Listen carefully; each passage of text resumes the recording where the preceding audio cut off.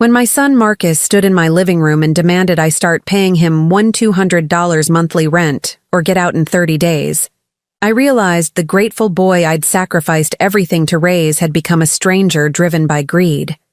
But what Marcus didn't know was that the broke old lady he was trying to evict had spent 40 years building one of the most successful catering empires in the state, and the business empire I'd secretly been planning would soon teach him exactly why you should never underestimate a mother's love or a woman's quiet determination.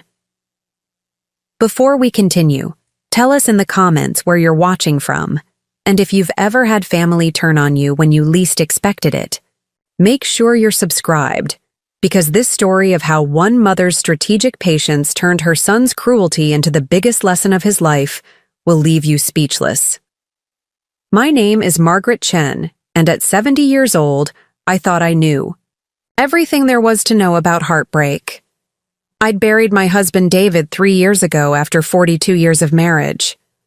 I'd watched my small catering business that we'd built together from our kitchen table grow into something I was proud of, then sold it to spend David's final years focused on what truly mattered, time with the man I loved.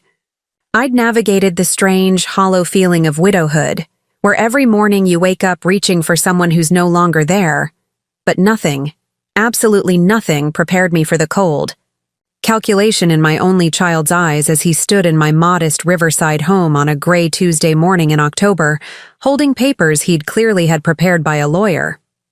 I was in my kitchen, making Marcus his favorite blueberry pancakes just like I had every Tuesday for the past 3 years since David's passing. It had become our tradition. Marcus would stop by before work, we'd have breakfast together, and for an hour I could pretend I still had family who cared whether I lived or died. The kitchen smelled like butter and vanilla. The coffee was brewing in David's old percolator, and I was humming softly to myself, grateful for these small moments of connection with my son. The morning light streamed through the yellow curtains I'd sewn 30 years ago, illuminating the family photos that lined the windowsill. Pictures of Marcus's first day of school, his high school graduation, his wedding to Sarah 5 years ago. Photos of David and me building this life together, brick by brick, meal by meal, dream by dream. This kitchen had been the heart of our home, where homework was done at the scarred wooden table, where birthday cakes were frosted with extra love, where family decisions were made over steaming cups of coffee and plates of homemade food. "Mom, we need to talk," Marcus said as he entered, but his tone was different, formal, distant. There was no kiss on the cheek, no compliment about the pancakes, no asking how I'd slept. Instead, he remained standing while I gestured toward his usual chair at the small dining table David had built with his own hands 30 years ago. I noticed he was wearing his expensive gray suit, the one Sarah had insisted he buy for important meetings, rather than his usual casual work clothes. His hair was perfectly styled, his briefcase polished leather instead of the worn canvas bag he'd carried for years. When had my son started looking more like a corporate lawyer than the warm-hearted boy who used to help me knead bread on Sunday mornings? "Of course, sweetheart," I said, plating his pancakes with the extra blueberries he'd always loved. "Sit down, breakfast is ready. You look tired. Has work been stressful?" Marcus didn't sit. He didn't even look at the food I'd prepared with such care, rising at 6 a.m. to make everything perfect for his arrival. Instead, he pulled out a manila folder and set it on the table with the kind of precision that reminded me uncomfortably of serving legal papers. The folder was thick, official-looking, the kind that meant business rather than family. "Mom, I've been doing some thinking, and I've made some decisions about our arrangement here. Our arrangement. Not visiting Mom. Not spending time together. Not taking care of family. An arrangement." The word hit me like a slap, cold and transactional, reducing 3 years of shared grief and mutual support to something that sounded like a business contract. I set down the syrup pitcher carefully, a cold feeling creeping up my spine like morning frost. "What kind of decisions, Marcus?" He opened the folder with the efficiency of someone who'd rehearsed this moment, pulling out what looked like a rental agreement typed on official letterhead. His movements were precise, controlled, as if he'd practiced this conversation in front of a mirror. I've been carrying a lot of financial burden since Dad died. This house, your expenses, the upkeep, it's more than I can handle as a gift anymore. I need you to start contributing $200 a month in rent, or I'll need you to find somewhere else to live. The words hit me like a physical blow, so unexpected and cruel that for a moment I wondered if I'd heard him correctly.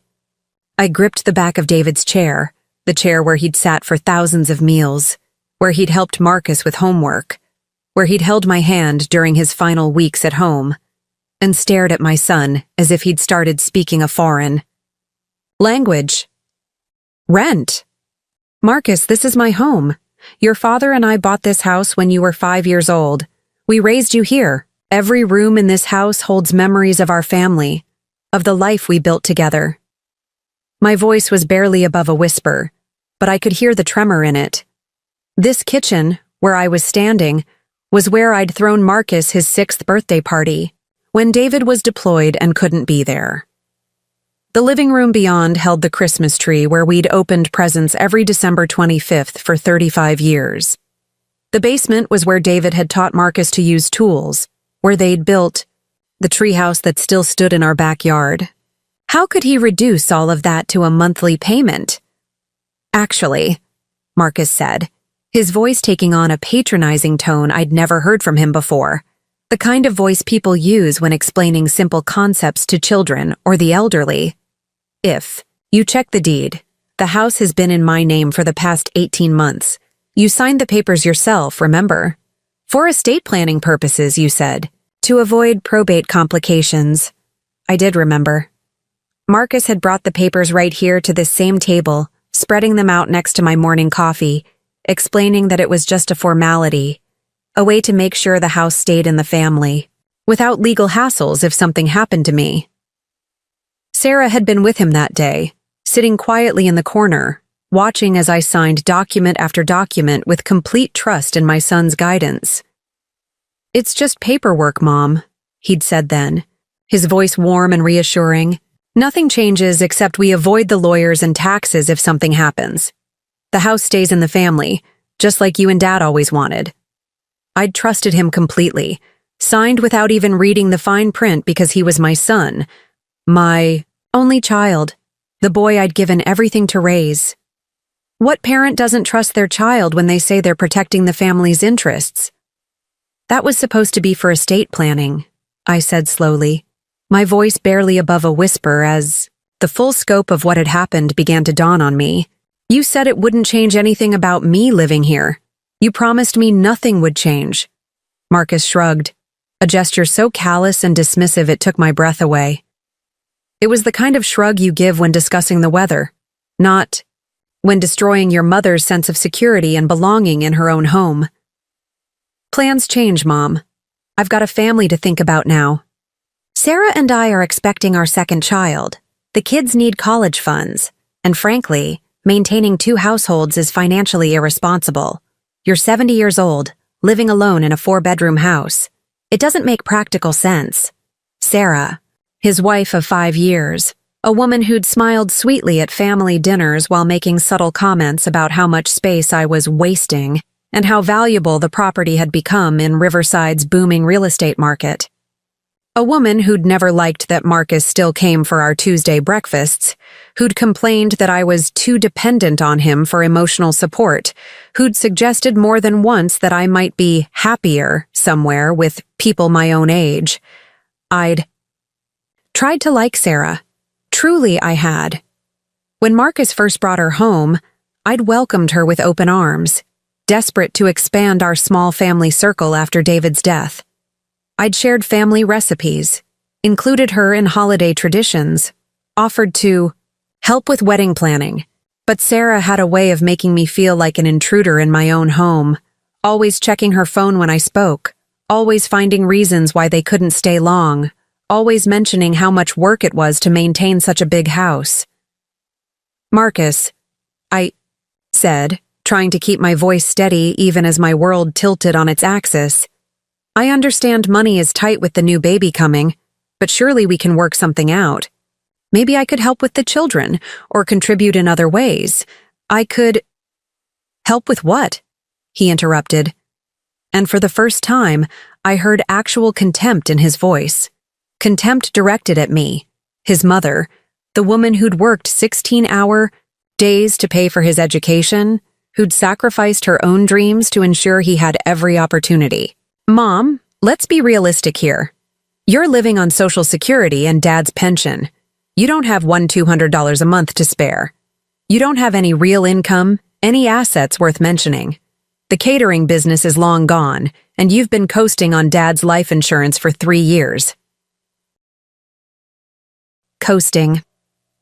As if the modest life I'd built in widowhood was somehow a moral failing.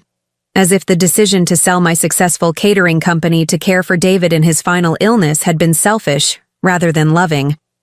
As if the choice to spend his last months holding his hand instead of chasing profits was something to be ashamed of. The catering business hadn't been just any business.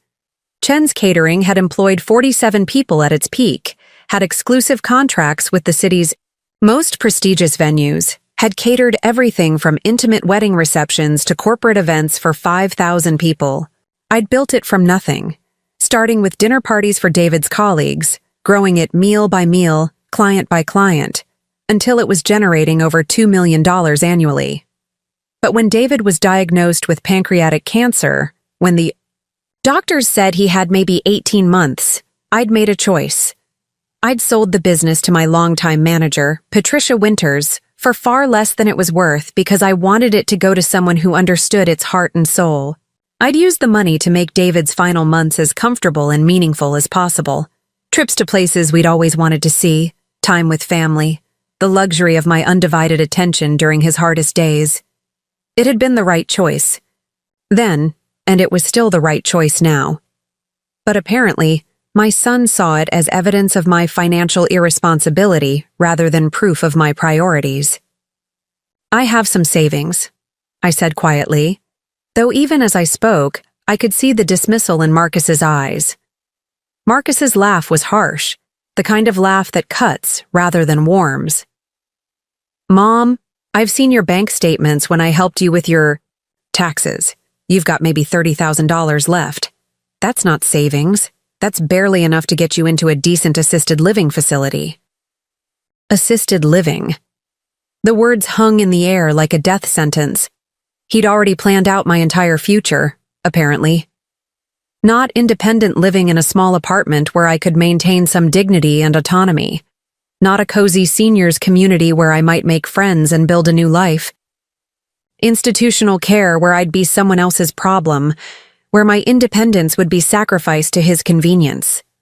I looked at the rental agreement he'd placed on the table, the same table where we'd done his homework when he was 8 years old, where we'd celebrated his acceptance to college, where we'd planned his wedding, where we'd shared thousands of meals as a family.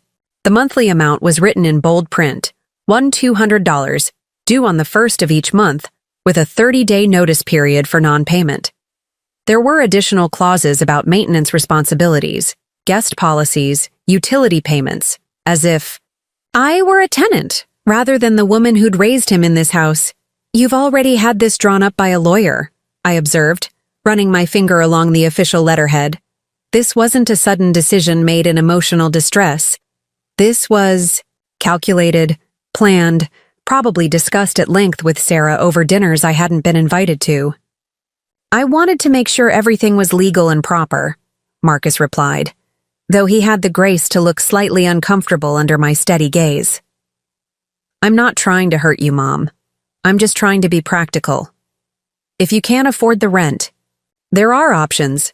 There's a nice senior community about 20 minutes from here, Sunset Manor. I checked and they have availability. It would actually cost less than what I'm asking for rent here. Sunset Manor. I knew the place, a sprawling complex of identical units where elderly people went to wait for death, where activities were scheduled from morning to night to keep residents busy rather than fulfilled, where independence was gradually eroded in the name of safety and convenience. It was clean, well-managed, perfectly respectable. It was also the antithesis of everything David and I had worked to build. A home filled with love, memories, and purpose. And if I refuse? I asked, though I already knew the answer from the careful way he'd prepared his documents. Marcus's jaw tightened, and for a moment, I saw a flash of the stubborn little boy who used to cross his arms and set his mouth in exactly that line when he didn't get his way. Then I'll have to start eviction proceedings. Mom, I don't want it to come to that, but I have to think about my family's future. Sarah's going to quit her job after the baby comes, which means we'll be down to one income. We need the rental income from this house, or we need to sell it and find a place that's more financially sensible. Sell it. The words hit me like another physical blow. The house where David had carried me over the threshold as a young bride, nervous and excited about our future together. Where Marcus had taken his first steps, holding on to David's outstretched hands. Where we'd painted nursery walls and built swing sets and hosted birthday parties that spilled out into the backyard. Where David had died peacefully in our bedroom, holding my hand and telling me he loved me one last time. This house wasn't just real estate to be optimized for maximum financial return. It was the repository of our family's history, the foundation upon which we'd built our lives together. Every room held stories. Every corner contained memories that couldn't be replaced or replicated. The scratches on the door frame where we'd measured Marcus's height each birthday. The dent in the wall where he'd thrown a baseball despite being told repeatedly not to play catch in the house. The garden where David and I had planted roses for our 10th anniversary, which bloomed faithfully every spring, like a promise kept. But, as I looked at my son's face, determined, defensive, already distant, I realized that those memories meant nothing to him now. He saw burden where I saw belonging, inefficiency where I saw home. I sat down heavily in my own chair, suddenly feeling every one of my 70 years. The pancakes I'd made with such care were growing cold, the coffee was getting bitter, and the son I'd raised with such love was treating me like a problem to be solved rather than a person to be cherished. You've already made up your mind, I said. It wasn't a question. The careful preparation, the legal documents, the researched alternatives. This wasn't a discussion. This was notification. I'm sorry, Mom, but yes. This is the most practical solution for everyone involved. You'll be happier somewhere with people your own age, activities planned for you, medical staff nearby if you need help. And Sarah and I can start fresh here. Make this house a real family home again with children's laughter filling the rooms. A real family home again, as if my presence somehow made it less real, less valid, less worthy of being called home. As if the 35 years David and I had spent building our life here, raising our son here, loving each other here, were somehow inadequate compared to what Sarah and Marcus could create. I folded my hands in my lap, a gesture David used to say, made me look like I was praying. Maybe I was. Praying for strength, for wisdom, for the ability to respond with dignity to this devastating betrayal. How long do I have? 30 days should be plenty of time to make arrangements, Marcus said, his tone softening slightly, perhaps recognizing the devastation in my voice. I know it seems sudden, but it's really for the best, Mom. You'll see. Once you're settled somewhere appropriate, you'll wonder why we didn't do this sooner. For the best. The same words every cruel person uses when they want to avoid admitting their selfishness, when they want to convince themselves that their convenience somehow serves a greater good. I looked at my son, the stranger wearing Marcus's face but speaking with Sarah's words, and made a decision that would change everything. But not the decision he expected. The old Margaret might have begged, might have cried and pleaded and promised to be less of a burden, might have accepted his version of reality and shuffled meekly off to Sunset Manor to spend her remaining years, feeling grateful for whatever scraps of attention her son might occasionally throw her way. But the woman sitting at this table wasn't just Marcus's mother. She was Margaret Chen, the same woman who'd built a catering empire from nothing, who'd negotiated million-dollar contracts, who'd managed staff and satisfied demanding clients, and solved logistical nightmares that would have broken weaker people. I'd just been dormant for 3 years, focused on grief and recovery, and the simple pleasure of Tuesday morning pancakes with my son. Marcus had just woken me up. "All right," I said quietly, my voice steady and calm. "I'll move out." Marcus blinked, clearly having prepared for tears, arguments, desperate bargaining. You will?" "Yes," I said, standing up with more dignity than I felt, smoothing my apron with hands that were steady despite the earthquake happening in my chest. "If that's what you want, Marcus, then that's what will happen. I'll be out within the week." "Within the week?" Now he looked concerned, perhaps realizing that his careful timeline was being disrupted. "Mom, you don't have to rush. I said 30. Days? You should take the time to find the right place, make proper arrangements." "No," I interrupted, my voice gaining strength with each word. "If I'm not wanted here, then there's no point in prolonging the inevitable. I'll make arrangements. Today." What Marcus didn't understand, what he'd never bothered to learn despite 43 years of being my son, was that when Margaret Chen made a decision, she didn't just make it, she made it strategically, with careful planning, complete commitment, and absolutely no room for half measures. It was a trait that had served me well in business, in marriage, in every major challenge I'd faced throughout my life. And now, apparently, in dealing with ungrateful children who'd forgotten where they came from. As Marcus gathered his papers and prepared to leave, skipping the breakfast I'd prepared with such care, his movements suddenly seeming hurried and uncomfortable, I was already making mental lists, phone calls to make, arrangements to finalize, pieces to move into position for a game he didn't even know had begun. He thought he was evicting a helpless old woman who would beg and plead for mercy, who would accept whatever crumbs he chose to offer. What he was actually doing was waking up a sleeping dragon who'd spent 40 years learning exactly how to build something from nothing, and how to take it all away just as efficiently. "I'll call you when I'm settled," I told him as he reached the door, clutching his briefcase like a shield. "Mom?"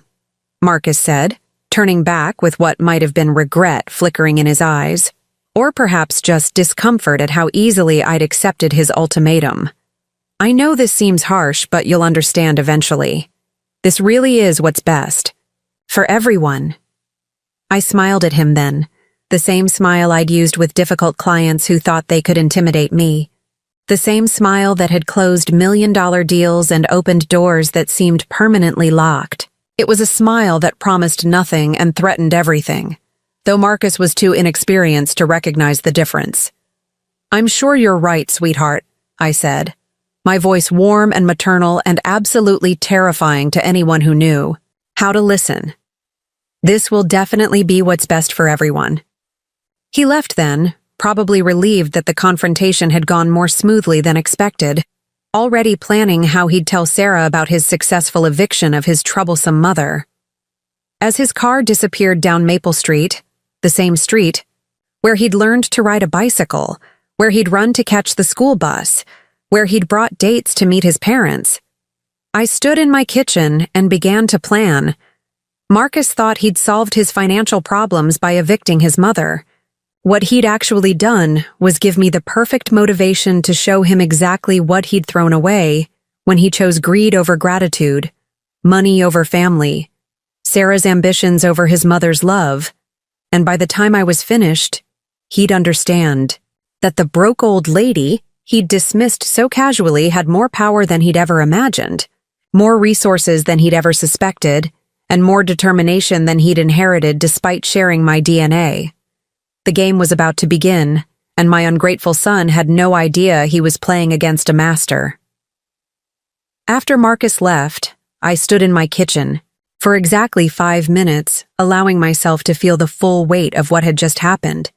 The betrayal, the calculation. The casual cruelty of a son who'd forgotten that everything he was, everything he'd achieved, had been built on the foundation of his parents' sacrifices. Then I poured myself a cup of David's coffee, still strong and black the way he'd liked. It sat down at our table and began to make a list, because that's what Margaret Chen did when the world tried to knock her down. She got organized, got strategic, and got even.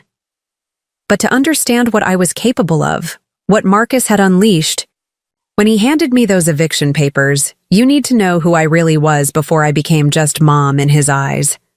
You need to understand the woman David had fallen in love with, the entrepreneur who'd built an empire from nothing, the strategist who'd never lost a battle that truly mattered.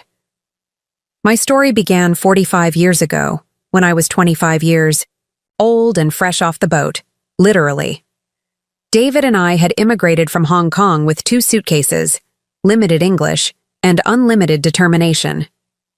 He'd been offered a position as a junior engineer at Portland Construction, a job that would barely cover rent on a 1-bedroom apartment in the city's cheapest neighborhood.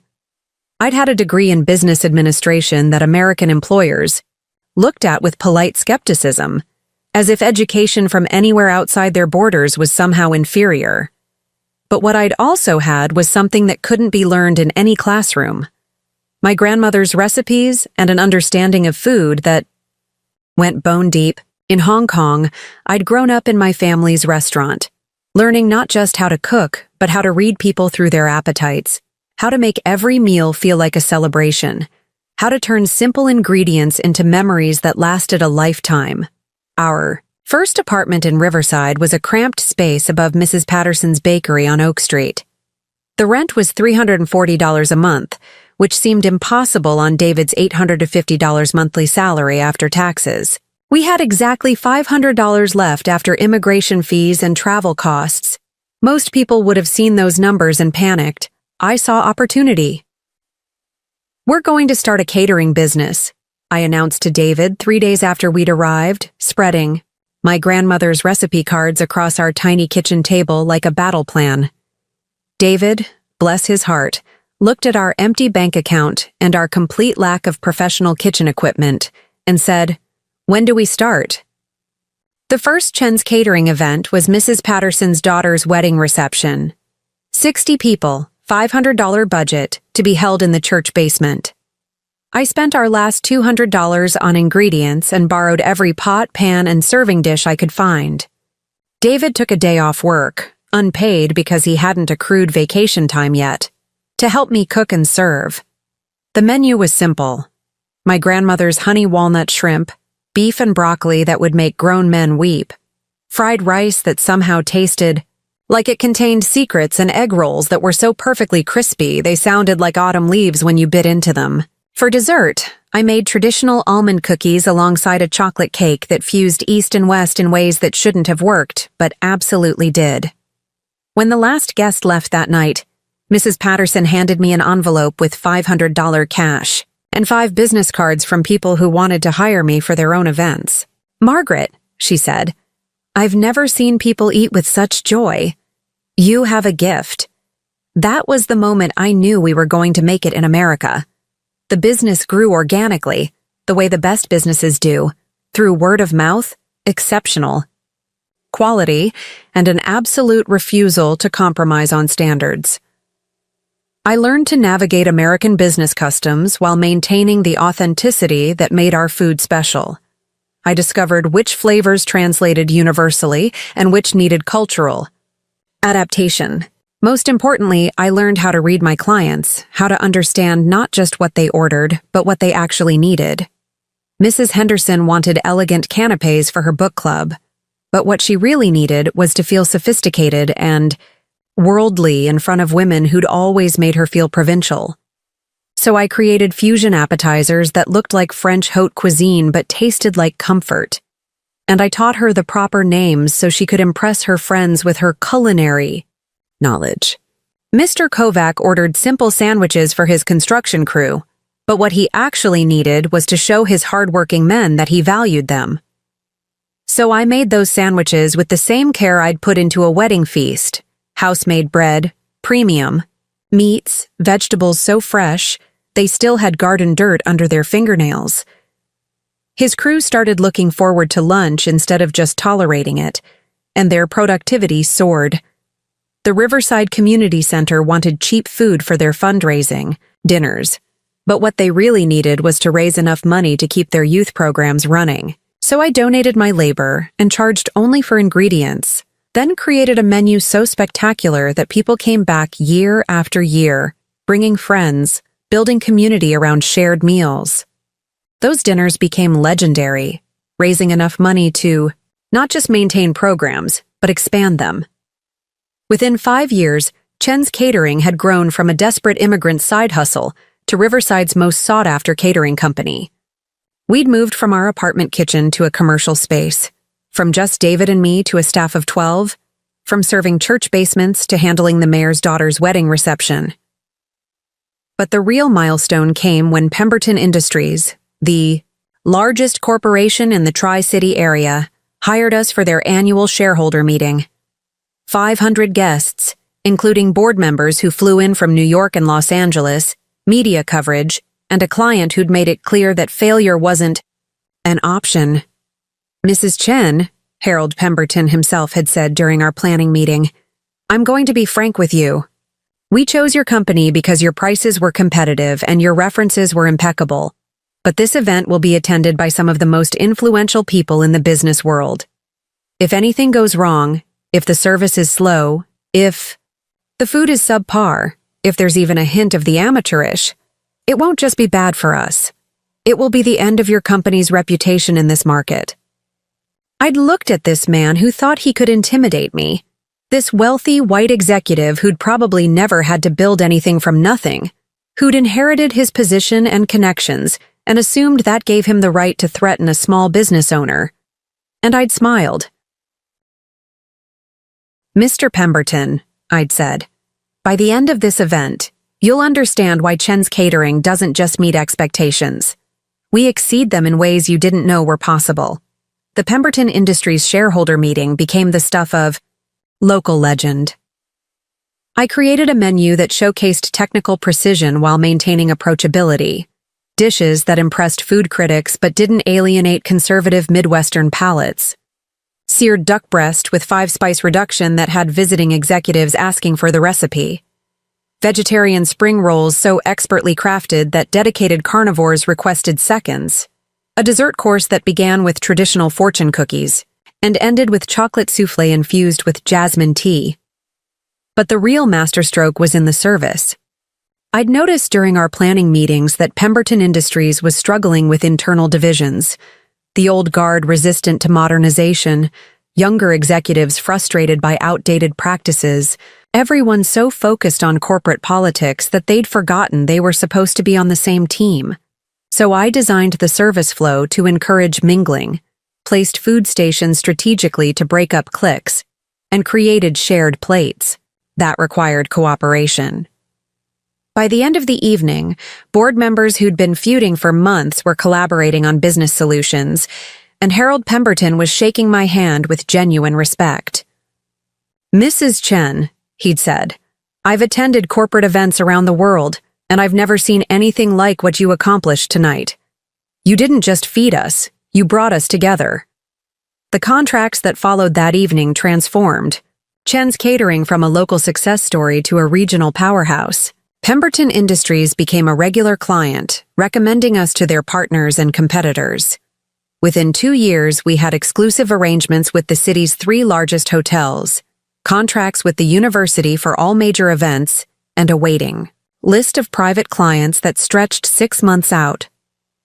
By the time Marcus turned 16, Chen's Catering employed 47 people and generated over $2 million in annual revenue. We owned our commercial kitchen outright, had established relationships with suppliers across 3 states, and had built a reputation for excellence that opened doors throughout the Pacific Northwest. But the true measure of our success wasn't in the numbers. It was in the family we'd built along the way. David had left Portland Construction after 5 years to join the business full-time, handling logistics and client relations with the same engineering precision he'd applied to building projects. Marcus had grown up in our commercial kitchen, doing homework at prep tables, learning knife skills alongside our professional cooks, understanding from an early age that success came from hard work and attention to detail. Our staff wasn't just employees, they were extended family. Patricia Winters had started as a part-time server while finishing her business degree and had become my right hand, managing day-to-day operations with the same passion I brought to menu development. Roberto Gonzalez had begun as a prep cook and had evolved into our head chef, adding his own innovative touches to my traditional foundations. Maria Santos handled event coordination with organizational skills that would have impressed Fortune 500 executives. We celebrated their children's birthdays, attended their weddings, helped them through divorces and illnesses and financial emergencies. When Roberto's son needed surgery, we covered the medical bills without question. When Patricia wanted to go back to school for her MBA, we adjusted her schedule and helped with tuition. When Maria's husband was laid off, we created a new position for him in our maintenance department. This was how you built a business that lasted, by understanding that your success was inseparable from the success of the people who made it possible, by treating every employee like family and every client like a friend you wanted to impress, by never forgetting that behind every order was a human being with hopes and fears and the desire to feel special, even if just for one evening. The industry recognition followed naturally. Chefs Association awards for innovation and excellence. Small Business Owner of the Year from the Chamber of Commerce. Features in regional magazines that brought clients from as far away as Seattle and San Francisco. But the achievement I was most proud of was never written up in any publication. The fact that in 25 years of operation, Chen's Catering never had a single employee quit in anger, never had a client lawsuit, never had a health department violation, and never, ever served a meal that we weren't proud to put our name on.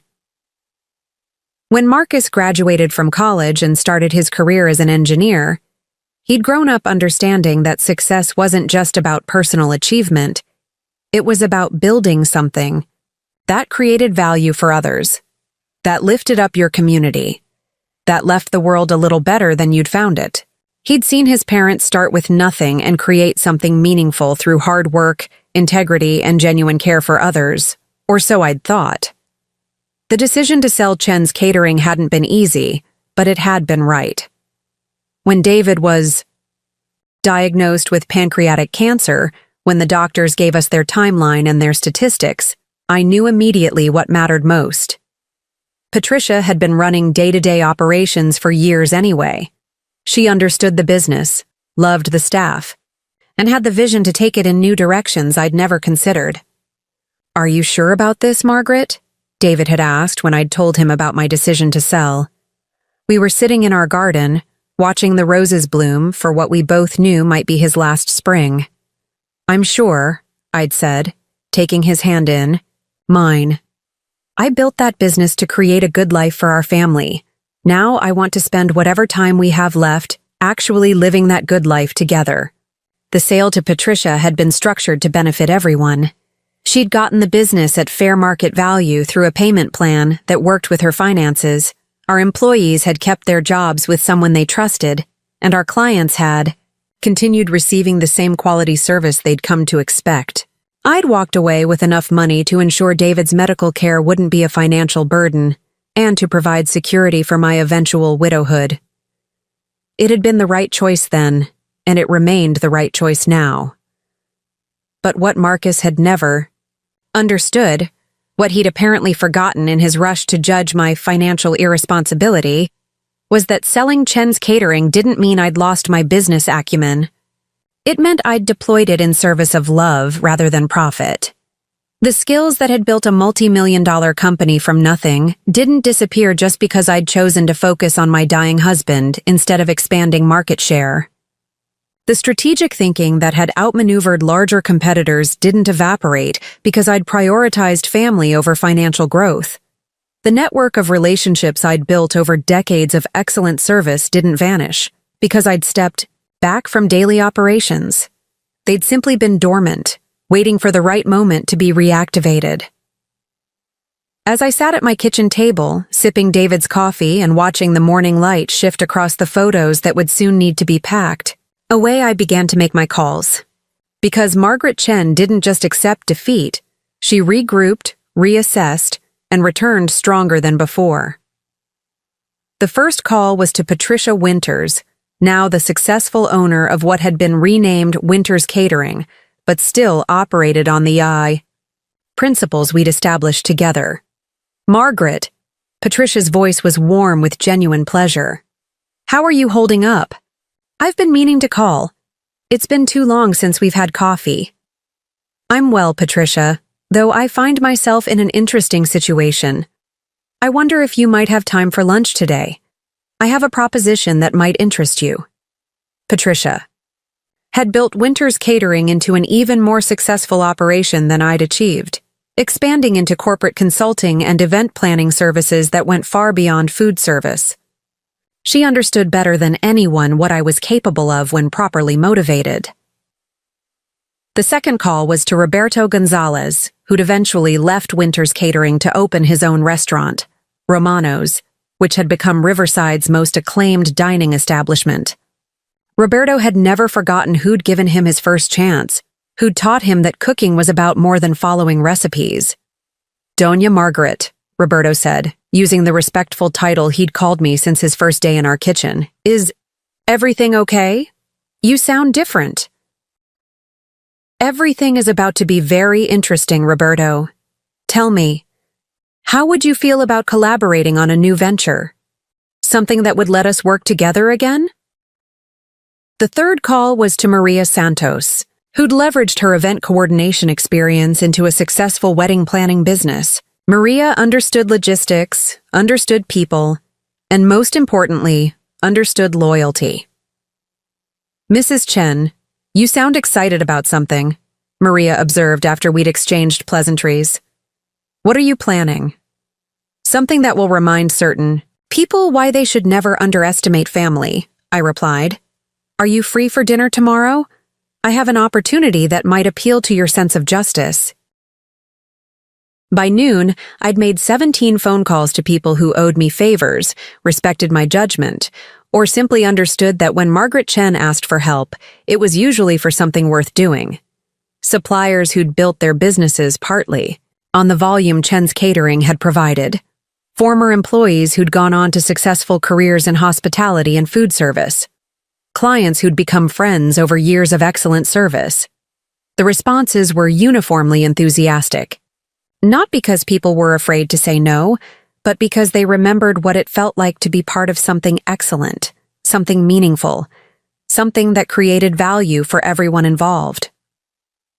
That evening, as I began the process of carefully packing the belongings I'd accumulated over 35 years in this house, I wasn't thinking about where I'd go or how I'd manage on a fixed income. I was thinking about the lesson Marcus was about to learn, that the broke old lady he'd dismissed so casually had more resources than money, more power than property, and more determination than he'd inherited despite sharing my DNA. Because here's what my ungrateful son had never bothered to learn about his mother.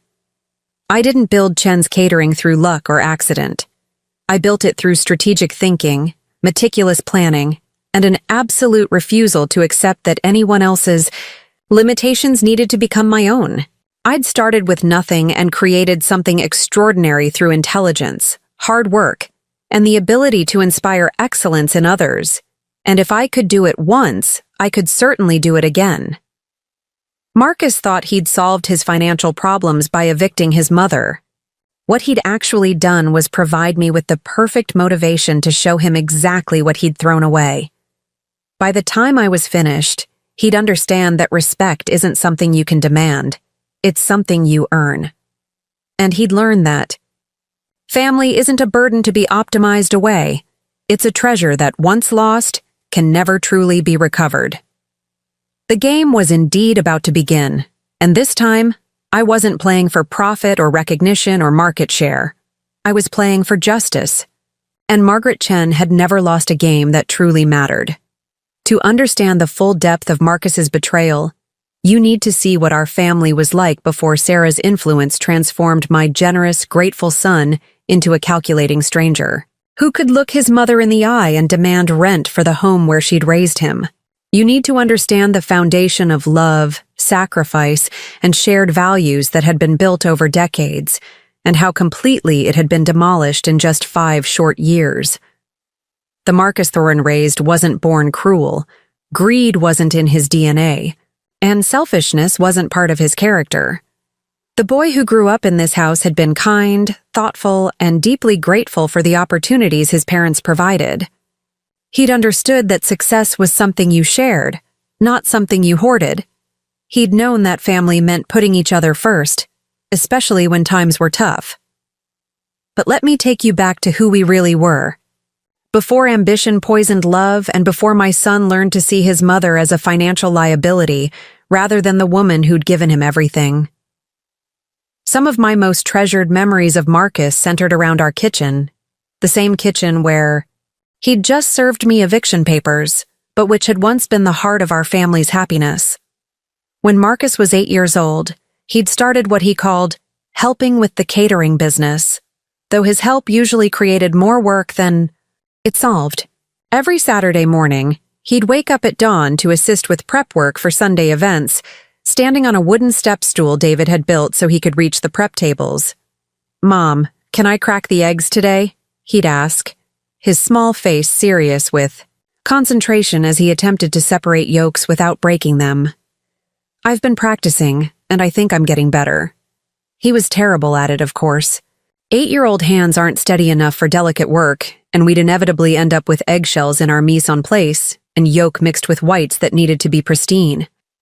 But I never said no, because watching Marcus's pride when he successfully separated even one egg was worth the extra time it took to fix his mistakes. "Perfect," I'd tell him as he beamed with accomplishment. "But next time, try cracking it on the flat surface instead of the edge of the bowl. It gives you more control." "Like this?" he'd ask, adjusting his technique with the focused attention he brought to everything he cared about. Exactly like that. "You're going to be a better cook than your mother someday." "No way!" Marcus would protest, looking at me with the uncomplicated adoration that only young children can manage. "Nobody's a better cook than you, Mom. You're magic in the kitchen." Magic. That's how he'd seen me then, as someone who could transform simple ingredients into celebrations, who could make any occasion special through the alchemy of food and love. He'd believed his mother was capable of anything, and more importantly, he'd wanted to be part of that magic. Those Saturday morning prep sessions weren't just about food, they were about building the values that would guide his life. While we worked, I'd tell him stories about my own childhood, about learning to cook from my grandmother in Hong Kong, about the importance of treating every ingredient with respect and every meal as an opportunity to show love. In Chinese culture, I'd explain as we measured spices for our signature 5-spice blend, food is how we express care for each other. When someone cooks for you, they're not just feeding your body, they're nourishing your soul. That's why we never serve anything we wouldn't want to eat ourselves. Marcus absorbed these lessons with the seriousness of a much older child. "So, when you cook for other people, you're showing them they matter?"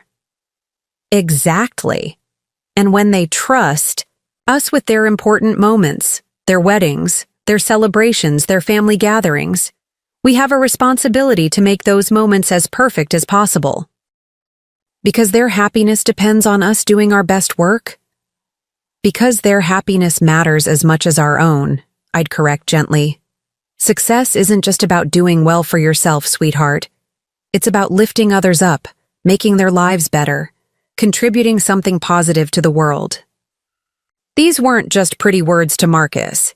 They became the foundation of how he approached everything. When he played Little League Baseball, he was the kid who stayed after practice to help younger players improve their swings. When his classmates struggled with math, he'd spend his recess time tutoring them instead of playing. When our elderly neighbor, Mrs. Kim, fell and broke her hip, 10-year-old Marcus organized the neighborhood children to help with her yard work. "Mom," he'd announced after spending his Saturday raking Mrs. Kim's leaves, She tried to pay me, but I told her neighbors help neighbors. That's what families do, right?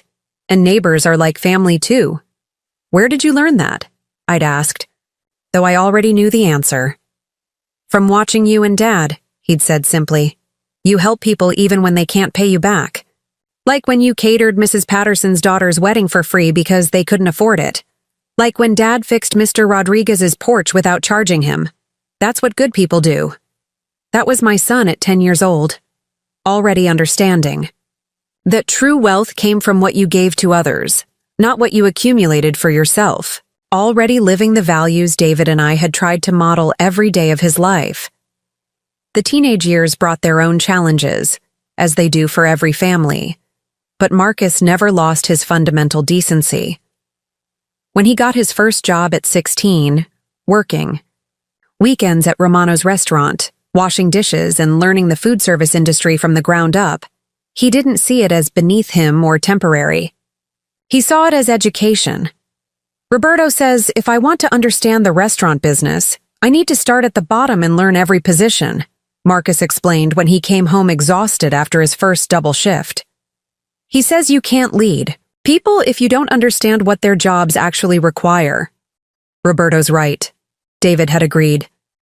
Your mother built Chen's Catering by working every position herself first. She can cook, serve, plan events, manage inventory, handle clients, and balance books because she learned each piece of the business. I want to be like Mom, Marcus had said, and the simple sincerity of the statement had made my eyes fill with tears. I want to build something that helps people and makes them happy. Throughout high school, Marcus worked at Romano's every weekend and school holiday, gradually moving from dishwasher to prep cook to line cook. He'd come home smelling like kitchen grease and industrial detergent, his hands stained with vegetable dyes and cut with tiny nicks from learning knife skills. But his eyes would be bright with excitement as he told us about new techniques he'd learned or compliments he'd received from customers.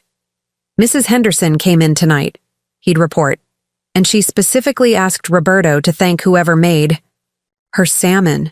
She said it was the best she'd ever had outside of fine dining restaurants. Roberto told her it was me, and she asked for my name so she could request me again next time.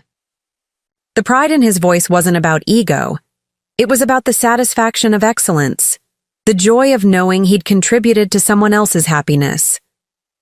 This was the son I'd raised, the boy who understood that work wasn't just about earning money, but about earning respect through quality and dedication. College brought new challenges and new opportunities for Marcus to demonstrate the character David and I had tried to instill.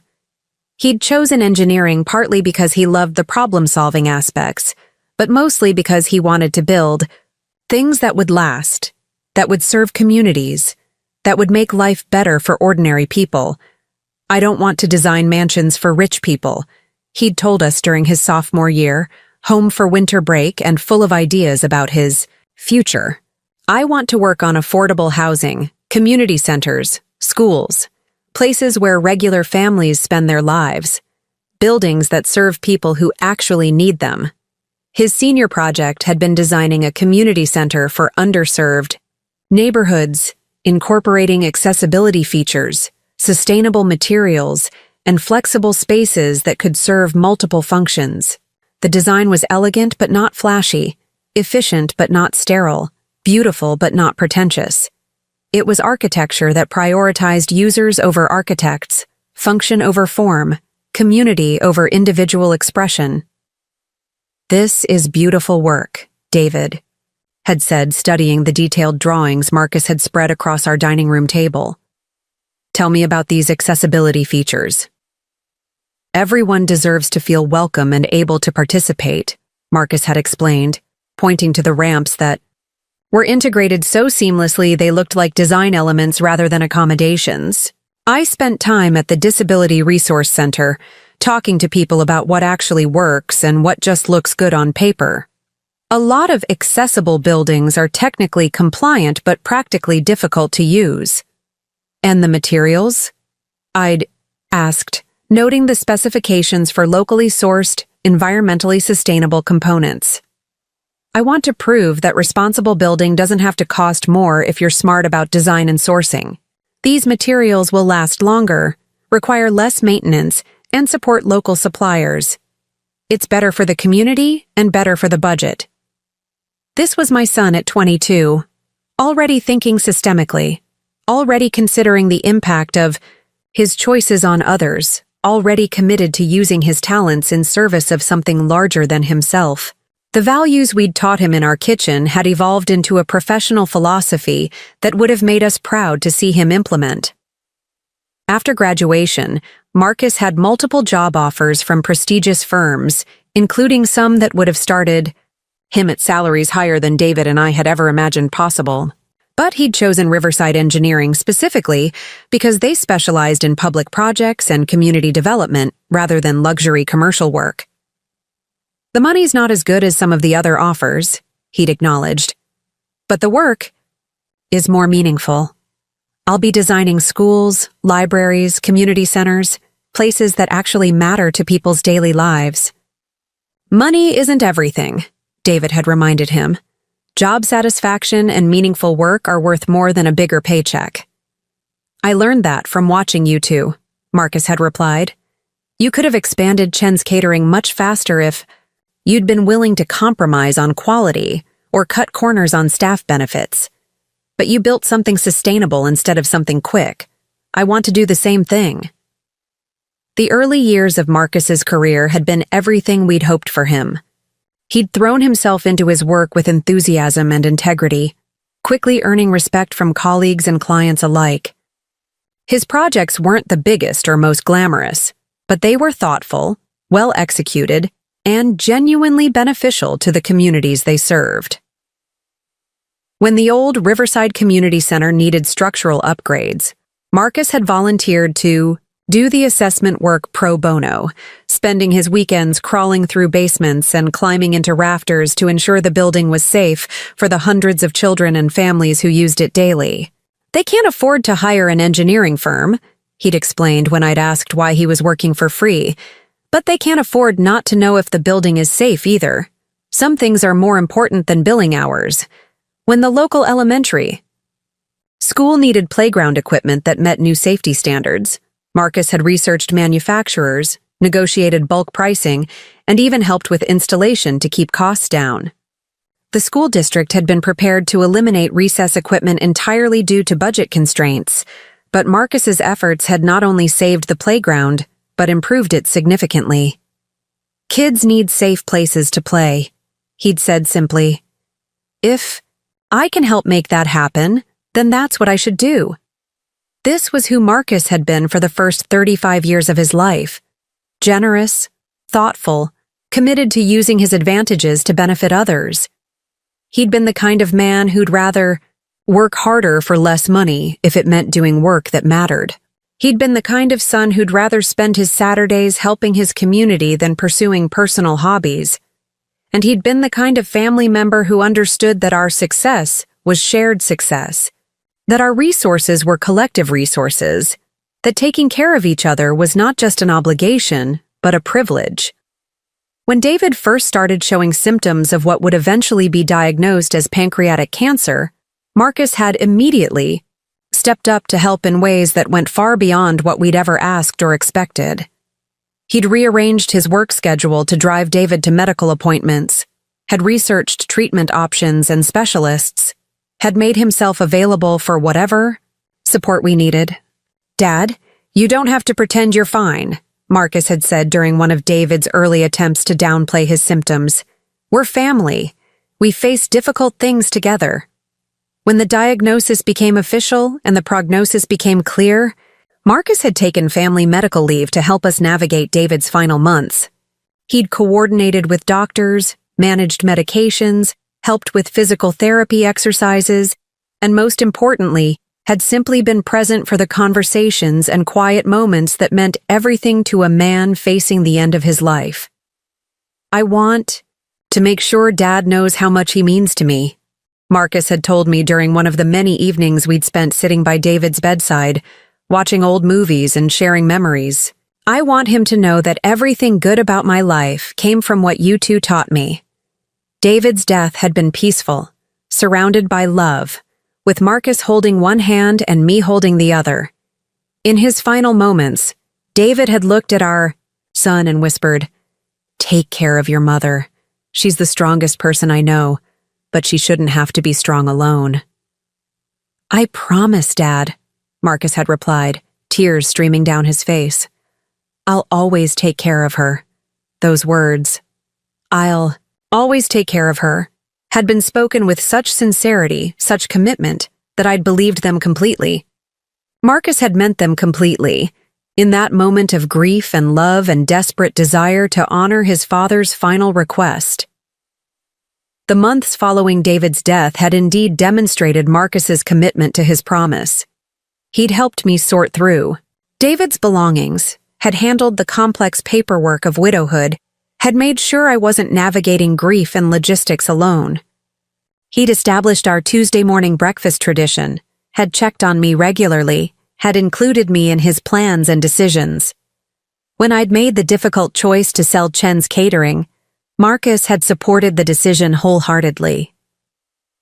"Dad, would be proud of you for choosing family over business," he'd said. "You're doing exactly what he would have wanted."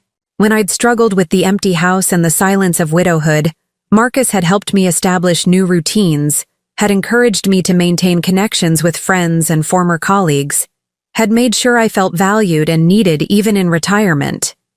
"You raised me to understand that family comes first," he'd reminded me during one of our conversations about my adjustment to widowhood. "Now it's my turn to put family first. You took care of me for 30 years. I'm going to take care of you for the next 30. For the first year and a half after David's death, Marcus had been the son we'd raised. Attentive, grateful, committed to family values over personal convenience. He'd visit twice a week, had called every few days, had included me in holiday plans and social events. I'd felt secure in the knowledge that while I'd lost my husband, I still had my son's love and support. The change had been gradual at first, so subtle that I'd attributed it to natural adjustments as Marcus moved forward with his life. When he'd started dating Sarah, I'd been happy for him. He deserved love and companionship, and I'd encouraged him to invest in building a future with someone who made him happy. "She's lovely," I'd told him after meeting Sarah for the first time. "She seems very focused." "She is focused," Marcus had agreed, though something in his tone had suggested he was still figuring out whether that was entirely positive. "She knows what she wants out of life." What Sarah had wanted, I'd learned gradually, was a very different life than the one Marcus had been building. She'd grown up in a family where success was measured primarily by financial accumulation and social status. Her parents were wealthy but cold, accomplished but disconnected, impressive on paper but lacking the warmth and genuine connection that had characterized. Sarah had looked at Marcus's commitment to community work and pro bono projects as charming but impractical. She'd seen his close relationship with his widowed mother as sweet but limiting.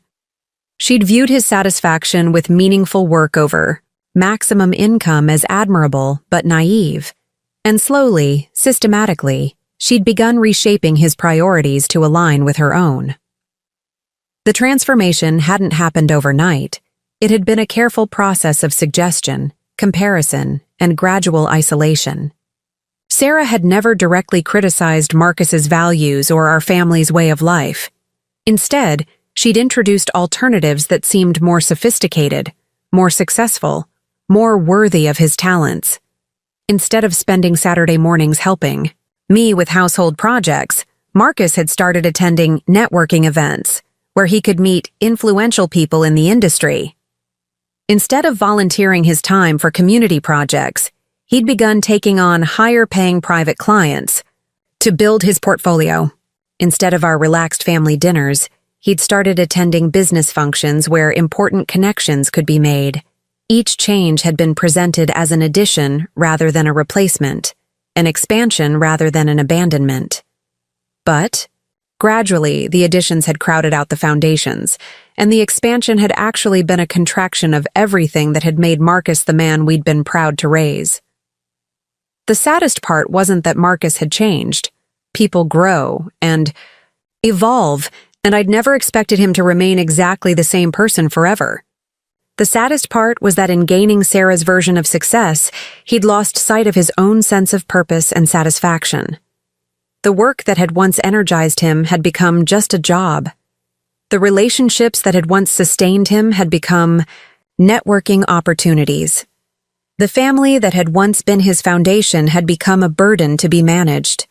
By the time Sarah had moved in with Marcus, then married him, then begun pressuring him to optimize his financial situation, the transformation was complete. The grateful son who'd promised to always take care of his mother had become a calculating stranger who could serve eviction papers over breakfast without apparent conscience. But as I sat in my kitchen that Tuesday morning, surrounded by the remnants of a life that was about to be packed away, I reminded myself that people don't really change at their core. They just get buried under layers of other people's expectations and ambitions. The Marcus I'd raised was still in there somewhere, underneath Sarah's influence and society's pressure and his own confusion about what constituted a life worth living. Maybe what I was about to do would help him remember who he'd been before. He'd forgotten who he was supposed to become. Maybe the shock of losing what he'd taken for granted would remind him of why gratitude mattered, why family was precious, why success without soul was just another form of failure. Or maybe it wouldn't. Maybe the son I'd raised was truly gone, replaced permanently by this stranger who saw his mother as a financial liability rather than the woman who'd given him everything. Either way, Marcus was about to learn that the foundation he'd abandoned had been stronger than he'd realized, and that the woman he'd dismissed as weak and dependent had more resources, more resolve, and more strategic thinking than he'd ever imagined. The game was about to begin, and this time, I wasn't playing to build something beautiful. I was playing to tear down something ugly and see if anything worth saving remained underneath. Sarah Whitman entered our lives on a crisp October evening in 2018, 5 months after David's death, when I was still navigating the strange terrain of widowhood, and Marcus was trying to balance his grief with his determination to honor his father's final request to take care of me. She arrived at our front door carrying a bottle of wine that probably cost more than our weekly grocery budget, and wearing a smile that was perfectly calibrated to charm without seeming calculated. "You must be Margaret," she said, extending a manicured hand that had clearly never washed dishes or kneaded bread. "Marcus has told me so much about you. I've been looking forward to meeting the woman who raised such an exceptional man." The words were exactly right, respectful, complimentary, acknowledging both my role in Marcus's life and his value as a person.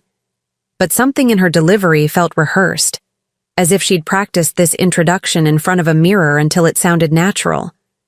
Still, I was lonely in those early months of widowhood, grateful for any expansion of our small family circle, and determined to welcome anyone who made my son happy. "Please come in," I said, accepting the wine and noting its impressive label. "Marcus didn't tell me you had such excellent taste." "Oh, this old thing." Sarah laughed, the sound bright and practiced. "My father always says life's too short for cheap wine. I thought we should celebrate properly. It's not every day I get to meet my boyfriend's mother." Boyfriend, not partner, not significant other, but the old-fashioned term that suggested serious intentions while maintaining appropriate boundaries. Another perfectly calculated choice. Marcus appeared from the kitchen, where he'd been helping me prepare dinner. A simple meal of roast chicken, mashed potatoes, and green beans that represented comfort food rather than sophistication. He looked nervous, eager for our approval of each other, completely unaware that Sarah was already conducting a careful assessment of everything she saw. "Mom, you remember I told you about Sarah? She's the marketing director at Pinnacle Pharmaceuticals." Marketing director. At 28, Sarah held a position that commanded respect and presumably significant income. She was clearly intelligent, accomplished, ambitious, all qualities I normally admired. But as she surveyed our modest dining room with its family, photos, and handmade decorations, I caught a flash of something that might have been disappointment or calculation, quickly masked by polite interest. "What a lovely home," she said, and again the words were perfect while the delivery felt slightly off. "So warm and lived in. You can really feel the history here. History." An interesting word choice. Not love or family or memories, but history. Something that belonged to the past rather than the present. Dinner conversation revealed Sarah to be intelligent, well-informed, and strategically charming. She asked thoughtful questions about my catering business, expressed appropriate sympathy about David's death, and showed genuine interest in Marcus's work. But I found myself studying her responses, noting how carefully she modulated her reactions to present herself in the most favorable light possible. When I mentioned the community center project Marcus had completed pro bono, Sarah's smile tightened, almost imperceptibly before she said, "How wonderful that you can afford to donate your expertise like that. It must be nice to have the financial security to choose projects based on passion rather than necessity." The comment was ostensibly positive, but it contained a subtle dig, the suggestion that pro bono work was a luxury rather than a responsibility, something only people with excess resources could afford to indulge in. When Marcus talked about his plans to expand his community development work, Sarah nodded enthusiastically while asking pointed questions about growth potential, profit margins, and scalability. "Have you considered how to systematize your approach so you could handle larger projects? There's probably significant money in developing a consulting model around community development." Again, the response seemed supportive while fundamentally missing the point. Marcus wasn't interested in systematizing community service. He was interested in serving communities. The work wasn't supposed to be scalable. It was supposed to be personal, responsive to specific needs rather than optimized for maximum efficiency. But Marcus, eager to impress and perhaps influenced by Sarah's business acumen, began explaining how his methods could indeed be applied more broadly. I watched him unconsciously adopt her language, talking about scaling impact and sustainable models instead of simply helping people who needed help. After dinner, as we moved to the living room for coffee and dessert, Sarah's attention was drawn to our family photo collection. She studied each picture with what appeared to be genuine interest, asking about family history, commenting on how Marcus had grown and changed over the years. "You were such a serious little boy," she observed, looking at a photo of 8-year-old Marcus in his Little League uniform. "Even then, you looked like you were thinking deep thoughts." He was always thoughtful, I agreed. Even as a small child, Marcus cared deeply about fairness, about making sure everyone was included and treated. "Well, that's so sweet," Sarah said, but I noticed she'd moved on to a more recent photo. Marcus at his college graduation, looking confident and accomplished in his cap and gown. "This is more how I picture you. Successful, professional, ready to take on the world." The comment seemed innocent enough, but it subtly divided Marcus's life into sweet childhood and serious adulthood, suggesting that caring about fairness and inclusion were childish qualities to be outgrown rather than adult virtues to be preserved. As the evening progressed, I found myself both impressed and unsettled by Sarah. She was undeniably intelligent, articulate, and professionally successful. She clearly cared about Marcus, or at least about securing a relationship with him. She was polite to me, respectful of our home, and appropriately appreciative of the meal I'd prepared. But there was something calculated about her charm, something strategic about her questions, something evaluative about the way she observed our family dynamics. She wasn't just getting to know us, she was assessing us, determining how we fit into whatever vision she had for her future with Marcus. When they prepared to leave, Sarah helped clear dishes and complimented the meal with specific details that showed she'd been paying attention. The chicken was perfectly seasoned, and that stuffing recipe is definitely something I'd love to learn. Marcus is so lucky to have grown up with home cooking like this. I'd be happy to teach you, I offered, hoping to build a connection with this woman who was clearly important to my son. That's so generous, Sarah replied. Though with my schedule, I'm afraid I'm more of a takeout person these days. Maybe once things settle down at work. It was a polite deflection, declining my offer while making it seem like a scheduling issue rather than a lack of interest. But the subtext was clear. She wasn't planning to learn my recipes because she wasn't planning to cook family meals. That wasn't part of her vision for her life with Marcus. After they left, I sat in my kitchen washing dishes and trying to process my mixed feelings about Sarah. Marcus was clearly smitten. He'd watched her all evening with the kind of attention that suggested he was still in the honeymoon phase of infatuation. She was beautiful, successful, and sophisticated in ways that I could understand would appeal to a man ready to build his adult life. But something about her presence had made me feel diminished, as if my simple life and modest accomplishments were being measured against different standards and found wanting. It wasn't anything she'd said directly. Her words had been consistently appropriate and kind. It was more about what she'd chosen to focus on, what she'd valued, what she'd seemed to see as worth preserving, versus what she'd apparently dismissed as irrelevant. Over the following weeks, Sarah became a regular presence in Marcus's life, and by extension, in mine. She joined us for Sunday dinners, accompanied Marcus to family events, and gradually established herself as a permanent fixture in our household routines. On the surface, her integration appeared seamless. She was always polite, always appropriately, dressed, always armed with hostess gifts and compliments. But I began noticing subtle changes in Marcus during this period, small shifts in his language and priorities that seemed to align with Sarah's worldview rather than the values David and I had taught him. When I mentioned a news story about a local family losing their home to foreclosure, Marcus's first response used to be concern for their welfare and speculation about how the community might help. Now his initial reaction was analysis of the housing market conditions that had led to their situation, and discussion of the investment opportunities such circumstances might create. When our neighbor Mrs. Patterson asked Marcus to help with a i.e.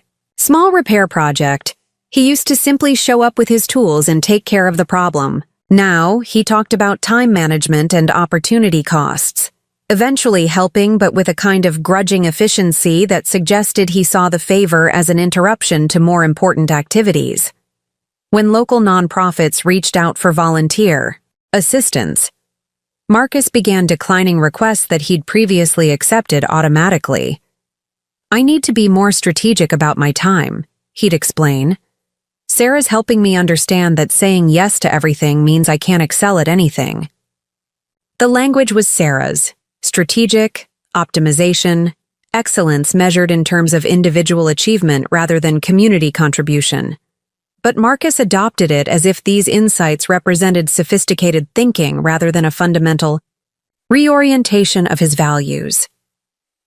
Sarah's influence became more apparent during the holiday season. Marcus had always loved our family Christmas traditions, the elaborate meal we prepared together, the evening of caroling in our neighborhood, the practice of choosing gifts that reflected deep knowledge of the recipient rather than impressive price tags. These traditions weren't sophisticated or Instagram-worthy, but they were ours, saturated with decades of shared history and love. You know, Sarah mentioned casually during our December meal planning conversation, Marcus and I were invited to the mayor's Christmas gala this year. It's a really significant networking opportunity. All the city's major business leaders will be there.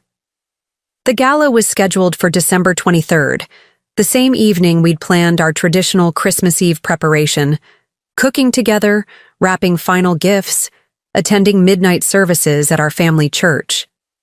It was the most sacred evening of our holiday calendar, the culmination of weeks of anticipation and preparation. That sounds wonderful, I said carefully.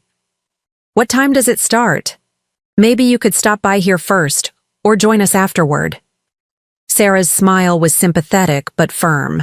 Unfortunately, these events run quite late, And there are usually after-parties with the most important connections. We'd probably need to make it our primary Christmas commitment. Primary Christmas commitment. Not celebration, not tradition, not family time, but commitment. Language that made our family gathering sound optional rather than fundamental. Marcus looked torn, glancing between Sarah and me with visible discomfort. Maybe we could do both somehow. Stop by the gala for an hour? Then come back for our traditions. Darling, Sarah said, and the endearment carried a subtle note of correction. You can't really network effectively if people know you're planning to leave early. It sends the wrong message about your priorities.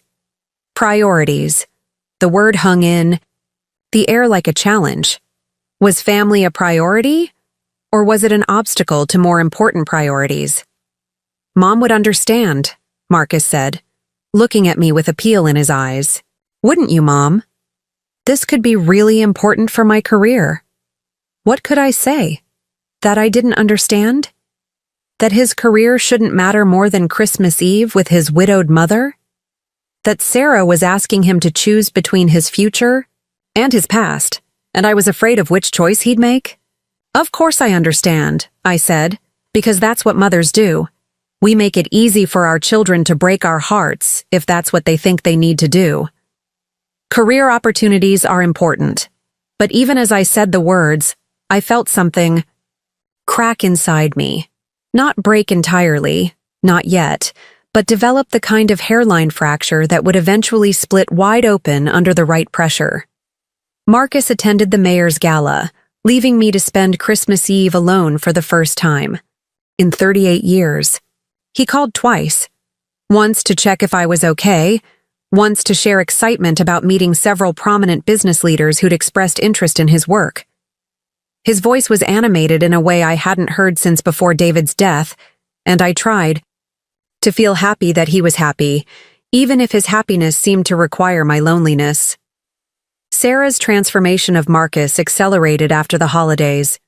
She began involving him in her social circle, young professionals who measured success by income and possessions, who talked about careers as if they were competitive sports, who seemed to view personal relationships as strategic alliances rather than sources of meaning and support. You should meet Sarah's friends, Marcus told me after one of their gatherings. They're all so accomplished, so focused on building something significant with their lives. It's inspiring to be around people who think big. Thinking big, apparently, meant thinking beyond family obligations and community commitments. It meant prioritizing individual advancement over collective welfare. It meant measuring worth by accumulation rather than contribution. The changes in Marcus weren't dramatic enough to constitute obvious betrayal. They were more like gradual erosion, the way water slowly wears away stone, until what once seemed solid becomes fragile. Each individual change seemed reasonable, even positive. Who could argue with networking, professional development, strategic thinking, ambitious goal setting? But, collectively, these changes were transforming my son from someone who found purpose in helping others into someone who found purpose in helping himself. From someone who saw success as something to be shared into someone who saw it as something to be accumulated. From someone who valued relationships for their own sake into someone who valued them for their utility. By the spring of 2019, Marcus had started talking about upgrading various aspects of his life, his apartment, his car, his wardrobe, his professional associations. The language of upgrade suggested that his previous choices had been inferior rather than simply different, that growth required abandonment rather than expansion. Sarah's been helping me think about my professional image, he explained when he showed up to Sunday dinner wearing an expensive suit instead of his usual casual clothes. She says if I want to be taken seriously by high-level clients, I need to look the part. You look very handsome, I said, because he did. But I missed the relaxed comfort of the son who used to roll up his sleeves and help with dishes, who'd valued substance over style, who'd cared more about being good than looking successful. Thanks, Mom. Sarah found this great menswear consultant Who really understands executive presence? It's amazing how much difference the right clothes make in how people perceive your capabilities. Executive presence, professional image, strategic networking. Sarah's vocabulary was becoming Marcus's vocabulary, and with it, her values were becoming his values. The son who'd once proudly worn jeans and work boots to community meetings because he'd valued authenticity over appearances was now worried about being taken seriously by people who judged capabilities by clothing rather than character. The most painful part wasn't that Marcus was changing. It was that he seemed to believe these changes represented growth rather than loss. He talked about his old mindset, as if caring about community service and family relationships had been naive rather than admirable. He described his previous choices as limiting rather than meaningful. I used to think small, he told me during one of our increasingly strained Sunday dinners. I was focused on helping individual families or single communities instead of thinking about broader impact. Sarah's helping me understand how to scale my influence. Scale his influence. As if influence were a commodity to be maximized rather than a responsibility to be exercised thoughtfully. As if helping individual families were somehow insufficient compared to whatever broader impact Sarah had convinced him to pursue. What kind of broader impact? I asked, genuinely curious about this new direction Sarah was encouraging. Well, instead of doing pro bono work for individual nonprofits, I could develop consulting services for multiple organizations. Instead of volunteering time, I could create sustainable revenue streams that would allow me to hire staff and serve more clients simultaneously. It sounded reasonable, even admirable, in the abstract. But I recognized the fundamental shift in motivation. The old Marcus had helped individual families because he'd cared about those specific families. The new Marcus wanted to help more families because it would prove his capabilities and expand his influence. The difference was subtle but crucial. One approach was motivated by love. The other was motivated by ambition. One measured success by the depth of relationships formed. The other measured it by the breadth of impact achieved. Sarah's masterwork in transforming Marcus came in the summer of 2019, when she convinced him to refinance our family home, the house where he'd been raised, where David had died, where I'd planned to live out my remaining years surrounded by memories and familiar comforts. It's just smart financial planning. Marcus had explained when he'd brought me the paperwork.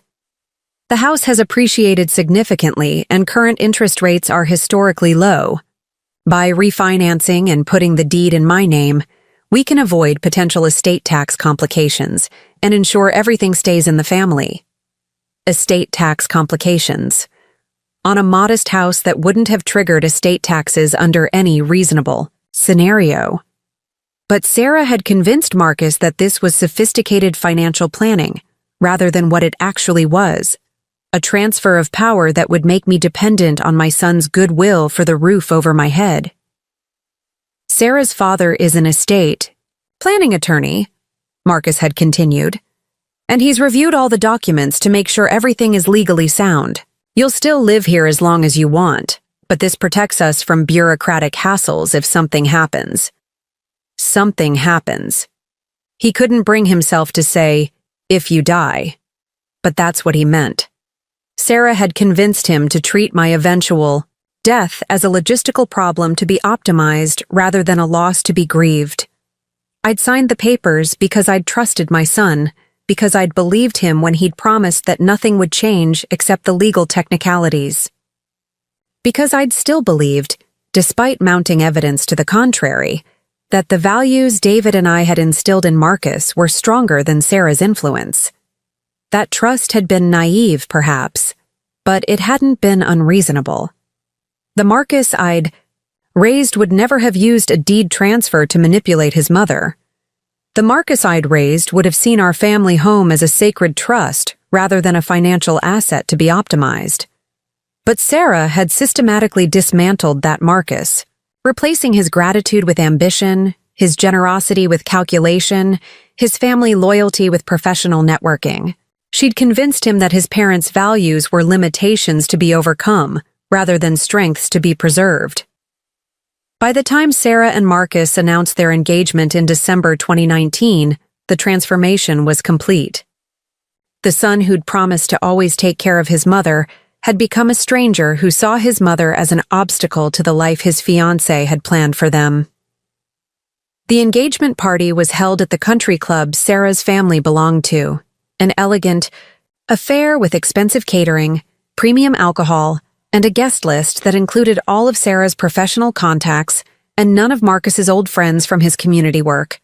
I was invited, of course, but I felt like a charity case at my own son's celebration, wearing my best dress to an event where everyone else's casual outfits probably cost more than my monthly budget.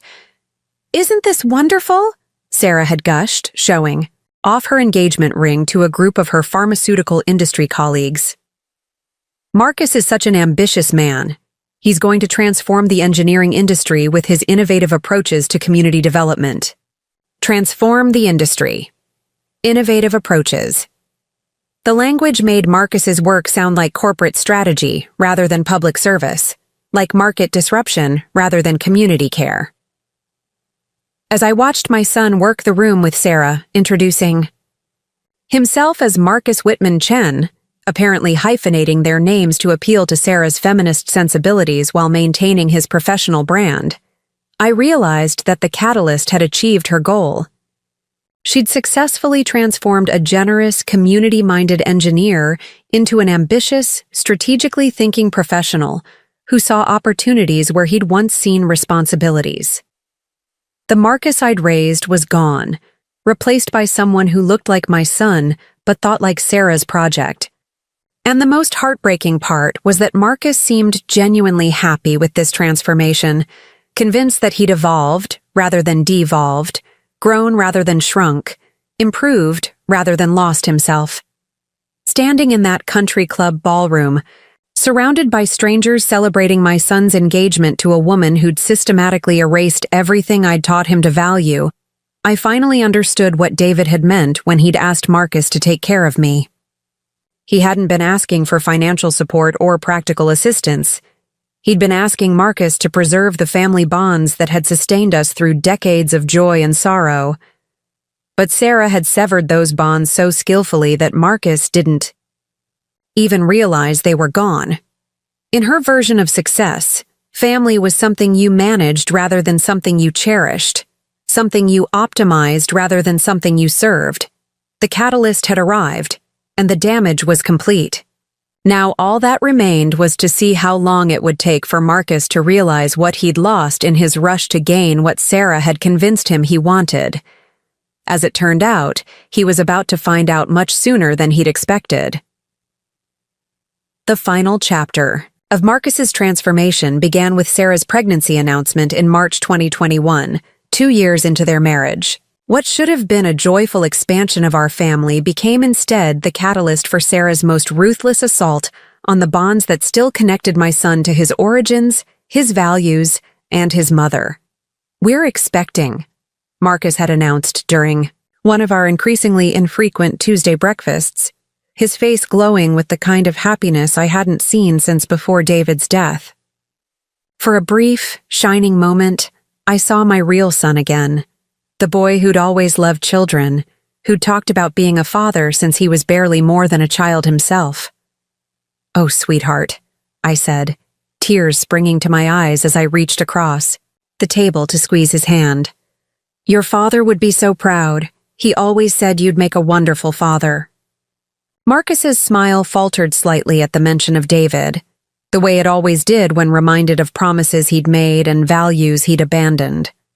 But Sarah, who'd been watching our interaction with her usual calculating attention, smoothly redirected the conversation toward more practical matters. "We're so excited," she said, placing a protective hand over her still flat belly. "But it's going to require some significant lifestyle adjustments. We've been discussing how to optimize our living situation for a growing family." Optimize. Even pregnancy became a matter of strategic planning in Sarah's vocabulary. Have you thought about names? I asked, hoping to steer the conversation toward the joy of anticipation rather than the logistics of optimization. We have some ideas, Sarah replied vaguely. But our immediate concern is financial planning. Children are expensive, and we need to make sure we're being responsible about our resources. Resources. Not preparing to welcome our child or getting ready to become parents, but managing resources, as if the baby were a business venture rather than a blessing. Over the following weeks, as Sarah's pregnancy progressed, she began making increasingly pointed comments about the financial strain of impending parenthood. During family dinners, she'd mention the cost of childcare, the expense of college savings, the need to maximize household income through efficient asset management. Marcus has been looking into some investment opportunities, she'd mention casually, but it's challenging when so much of our potential capital is tied up in non-productive assets. Non-productive assets. I didn't immediately realize she was referring to me, the widowed mother-in-law living rent-free in a house that could be generating income or sold for investment capital. But as her comments became more frequent and more pointed, the message became unmistakable. I've been researching senior living communities, Sarah announced during a particularly uncomfortable Sunday dinner in June. Some of them are really quite lovely, like cruise ships on land with activities and medical care built right in. It seems like such a pleasant way to spend your golden years. I'm perfectly happy here, I replied firmly. This is my home. Of course, Sarah smiled, but her eyes remained cold. I just think it's important to explore all options, especially now that we need to think about what's best for multiple generations. Multiple generations. As if my presence in my own home were somehow harmful to her unborn child. Marcus, caught between his wife's subtle pressure and his residual loyalty to me, tried to change the subject, but I could see the conflict in his eyes. The way he was beginning to frame our living arrangement as a problem requiring solution rather than a family bond worth preserving. The pressure intensified after their son James was born in November 2021. Sarah used the baby as both shield and weapon, presenting every suggestion as concern for his welfare while making it clear that my continued presence in their house was an obstacle to proper family life. The baby needs his own room, she'd mention, despite the fact that they were using the guest bedroom as a nursery and there were still 2 other unused bedrooms upstairs. And with my mother coming to help, we're really running out of space. Sarah's mother, Linda Whitman, was a piece of work in her own right. A cold, judgmental woman who'd clearly taught her daughter that relationships were transactions and family was a burden to be managed rather than a blessing to be cherished. During her 2-week visit to help with the baby, Linda made her opinion of our living arrangement crystal clear. I don't understand why you're still living here, Margaret, she said with the blunt cruelty that Sarah had learned to disguise behind sweet smiles. Surely a woman your age would be happier in a proper retirement community with people her own age. This is my home, I repeated, though the words were beginning to sound defensive even to my own ears. Was your home? Linda corrected. But times change, don't they? Young families need their space, their independence. It's not fair to burden them with elderly care when there are professionals who specialize in that sort of thing. Elderly care.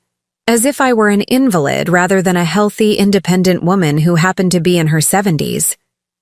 But the most devastating aspect of Linda's visit wasn't her direct attacks on me. It was watching how her presence influenced Marcus. Around his mother-in-law, he became even more distant, more formal, more willing to discuss me as if I were a problem to be solved rather than a person to be loved. We've been thinking about Margaret's long-term care needs, I heard him tell Linda during a conversation they didn't realize I could overhear. Sarah's right that we should be proactive about planning rather than waiting for a crisis. Long-term care needs. I was 73 years old, in excellent health, fully capable of managing my own affairs, And my son was discussing me like I was already incapacitated. The sooner you address it, the better, Linda had replied. These situations only get more complicated with time. Better to make the transition while she's still mentally competent. Still mentally competent. As if my mental competence were questionable rather than obvious to anyone who spent 5 minutes in conversation with me. After Linda left, the campaign to relocate me became more aggressive.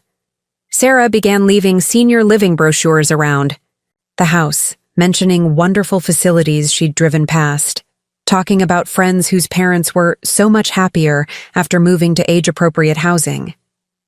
I toured Sunset Manor yesterday, she announced over dinner one evening, and it's really quite impressive. They have a waiting list, but I mentioned your situation, and they could potentially make an exception. Your situation, my situation, was being a widow living in the home she'd shared with her husband for 35 years, surrounded by memories and mementos that connected her to a lifetime of love and loss. But in Sarah's framing, my situation was being an elderly burden preventing a young family from achieving their full potential. I didn't ask you to tour anywhere, I said, trying to keep my voice level despite my growing anger. I know, but I thought it would be helpful to have information, Sarah replied with that practiced smile that never reached her eyes. Knowledge is power, right? And the waiting list for quality facilities can be quite long. Knowledge is power. Sarah was always armed with information, statistics, expert opinions that supported whatever conclusion she'd already reached. But her knowledge was selective, focused only on data that reinforced her predetermined agenda, while ignoring anything that contradicted her desired outcome. Marcus, meanwhile, was becoming increasingly uncomfortable with these conversations but seemed unable to take a firm stand either way. He'd make weak protests when Sarah's pressure became too obvious, but he'd also nod along when she presented her arguments with sufficient sophistication. Maybe we should at least look at some options, he'd suggest tentatively. Not to make any decisions, but just to understand what's available. Just to understand. But I recognized the slippery slope. Once you begin treating someone's living situation as a problem requiring research and evaluation, you've already accepted the premise that change is necessary. You've moved from, how do we make this work, to how do we make this transition? The birth of their second child, Emma, in August 2023, provided Sarah with the perfect justification for escalating her campaign. Now she had 2 children to protect from the inconvenience of sharing their home with their grandmother, 2 college funds to establish, 2 bedrooms that needed to be converted from unnecessary space into essential family areas. With 2 children, we really need to reconfigure the entire house, Sarah explained, spreading architectural drawings across our dining room table as if she were presenting a business proposal rather than discussing the erasure of my presence from my own home. Emma needs her own room, James is getting older and needs more space, and we're thinking about converting the main floor bedroom into a proper home office for Marcus. The main floor bedroom. My bedroom. The room I'd shared with David for 30 years, where he'd died peacefully in my arms, where I'd grieved and slowly learned to live with loss. Sarah wanted to convert it into office space. Where exactly do you see me fitting into this reconfiguration? I asked, though I already knew the answer. Well, that's what we need to discuss, Sarah said, her tone suggesting this was a reasonable business negotiation rather than a family conversation. We've been thinking that this might be the perfect time for you to explore some of those senior living options we've researched. The kids are at an age where they need stability and routine, and honestly, Margaret, you deserve to be somewhere that's designed for your needs rather than constantly adapting to ours. Your needs versus ours. As if my needs were fundamentally incompatible with family life. As if my presence were an imposition rather than a natural part of multi-generational living. Marcus looked profoundly uncomfortable throughout this presentation, avoiding eye contact and fidgeting with his coffee cup. But he didn't object to Sarah's characterization of the situation, didn't defend my right to remain in my own home, didn't acknowledge that the reconfiguration she was proposing would effectively erase me from the family structure. "Marcus," I said quietly, "what do you think about your wife's plans?" He looked up then, and for a moment I saw something that might have been regret or recognition in his eyes. But Sarah placed her hand over his, a gesture that appeared supportive, but contained an unmistakable message about where his loyalties should lie. "I think," Marcus said slowly, "that we all want what's best for everyone. And maybe it's worth exploring what options exist, not making any decisions," he added, quickly, "but just understanding what's possible. Just understanding what's possible. But possibility, once acknowledged, has a way of becoming probability, then inevitability." By agreeing to explore options, Marcus had already accepted Sarah's premise that my continued presence in our family home was a problem requiring solution. The final phase of Sarah's campaign was conducted with the efficiency of a military operation. She scheduled tours of senior facilities, collected information packets, even arranged for a care assessment to evaluate my needs and capabilities. Every action was presented as helpful research rather than preparation for forced relocation. "The assessment is just to establish a baseline," she explained when I protested. "If we're going to make informed decisions, we need professional input about care requirements and appropriate living situations." Professional input. As if my own assessment of my capabilities were insufficient. As if I couldn't be trusted to understand my own needs and preferences. The care assessor, a pleasant woman named Jennifer who clearly believed she was helping a concerned family make difficult decisions, spent 2 hours evaluating my physical health, cognitive function, and daily living capabilities. Her conclusion was exactly what anyone who knew me could have predicted. I was in excellent health for my age, fully capable of independent living, and showed no signs of cognitive decline or physical impairment. But Sarah managed to spin even this positive assessment into support for her agenda. "See how well you're doing?" she said, reviewing Jennifer's report with apparent delight. "This is exactly why now is the perfect time to make a transition. You're healthy enough to enjoy all the activities and amenities that senior communities offer, rather than waiting until health issues force a more difficult adjustment." The logic was infuriating in its sophistication. Because I was healthy, I should move to a facility designed for people with health problems. Because I was independent, I should relocate to a community that would gradually erode my independence through well-meaning oversight and structured activities. By the winter of 2024, the pressure had become constant and unbearable. Every conversation eventually turned to my living situation. Every family gathering included subtle references to senior communities and their wonderful amenities. Every interaction with Sarah contained the implicit message that my continued presence was preventing her family from achieving their full potential. Marcus, meanwhile, had become a stranger in his own right. The son who'd once promised to always take care of me now spoke about me in the third person even when I was in the room, discussing my situation and needs, as if I were a problem to be managed rather than a person to be loved. "We've been thinking," he said during one particularly painful conversation, "that maybe it's time to start making some concrete plans. The kids are getting older, Sarah's talking about going back to work part-time, and we need to optimize our living space. For a busy family, optimize our living space." My son was using Sarah's corporate language to justify abandoning his mother, framing cruelty as efficiency and betrayal as smart planning. "What kind of concrete plans?" I asked, though I knew the answer would break my heart. "Well," Marcus said, unable to meet my eyes, "we've been approved for a mortgage modification that would allow us to access some of the house's equity. But the bank requires that there be no other residents with legal claims to the property. No other residents with legal claims." He was talking about me as if I were a squatter, rather than the woman who'd raised him in this house, who'd signed it over to him in trust and love. I don't have any legal claims to the property, I said quietly. You made sure of that when you had me transfer the deed. I know, Marcus said, his discomfort obvious. But there's also the question of fairness to Sarah and the kids. They need stability, and with our current situation. As if my presence in my own home were a temporary aberration rather than the natural order of family life. The final betrayal came on that gray Tuesday morning in October, when Marcus arrived with his lawyer-prepared documents and his ultimatum.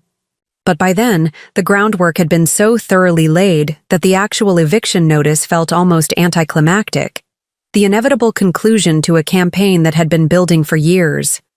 What Marcus and Sarah hadn't anticipated, however, was that their systematic assault on my dignity and security had awakened something in me that had been dormant since David's death. Not grief or helplessness, but the strategic thinking and ruthless determination that had built Chen's Catering from nothing into a multi-million-dollar enterprise. They thought they were evicting a broke old lady who would meekly accept whatever crumbs they chose to offer.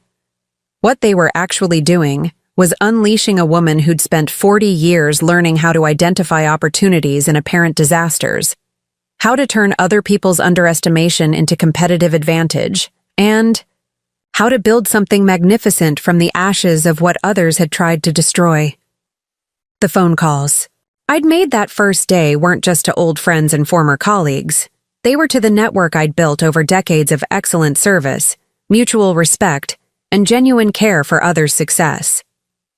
Patricia Winters, who'd bought my catering business and expanded it into a regional powerhouse.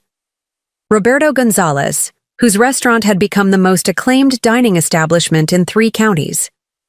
Maria Santos, whose event planning company had waiting lists that stretched months into the future. But more than that, I'd called suppliers who'd grown their businesses partly on the volume Chen's Catering had provided.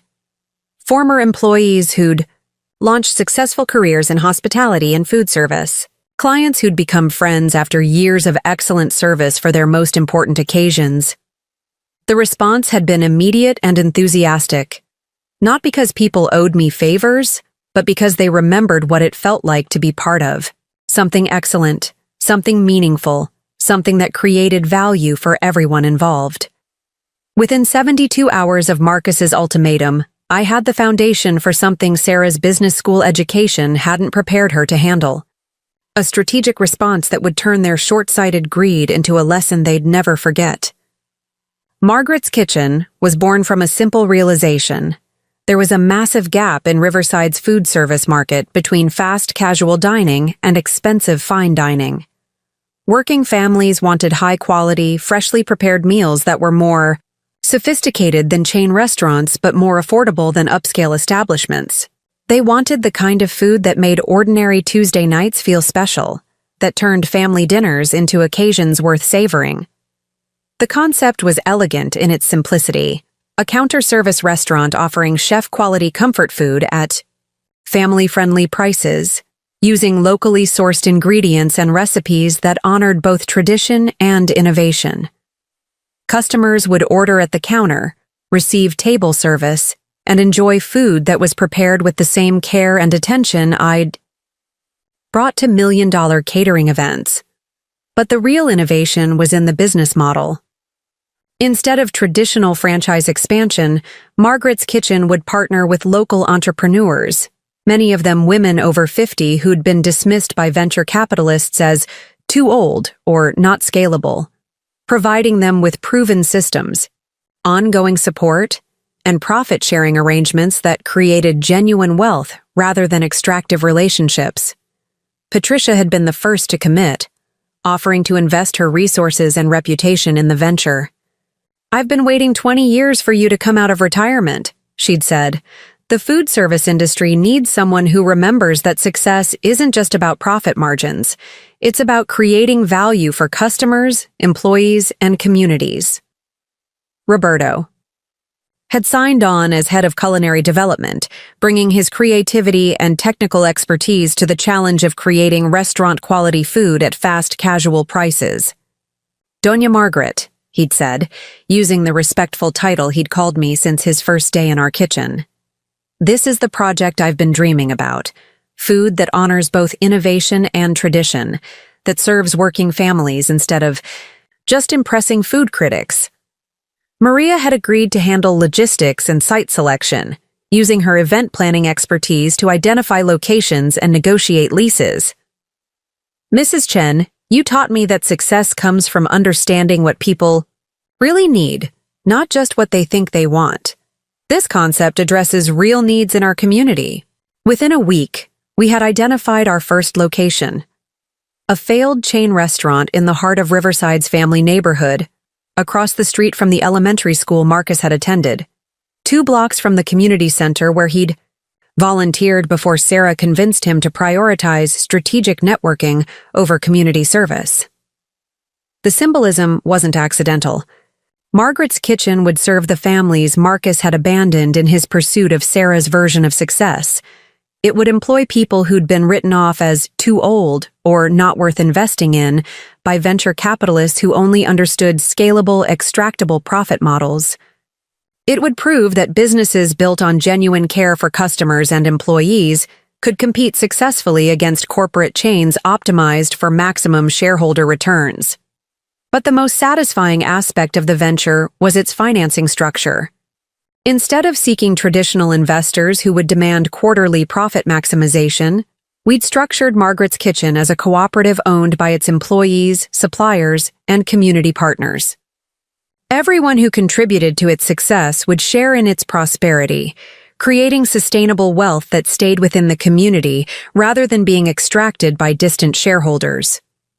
The initial investment came from an unexpected source, the sale of my personal belongings. The jewelry David had given me over 40 years of marriage, the china we'd received as wedding gifts but rarely used, the artwork we'd collected during our travels, the antique furniture that had been in our family for generations. Each sale felt like losing another piece of my history, but it also felt like investing in my future. Marcus and Sarah had tried to reduce me to nothing, to erase my presence from the home where I'd built my life. But their cruelty had freed me from sentimental attachments that were keeping me anchored to the past instead of building toward the future. The most valuable item was David's vintage Rolex, a gift from his father that had appreciated significantly over the decades. Selling it broke my heart, but it also provided the seed capital for what would become Marcus's most expensive lesson in the difference between price and value. By the time I moved out of the house I'd called home for 35 years, I wasn't fleeing in defeat. I was departing strategically, like a general who withdraws from one battlefield to engage the enemy on terrain of her own choosing. The small apartment I rented was in a converted Victorian mansion 6 blocks from Margaret's Kitchen's future location. It had high ceilings, original hardwood floors, and enough space for the few possessions I'd chosen to keep. More importantly, it had a kitchen where I could experiment with recipes and a dining room where I could host the planning meetings that would define the restaurant's future. Marcus called twice during my moving week, his voice strained with what might have been guilt or concern. "Mom, are you sure you're okay?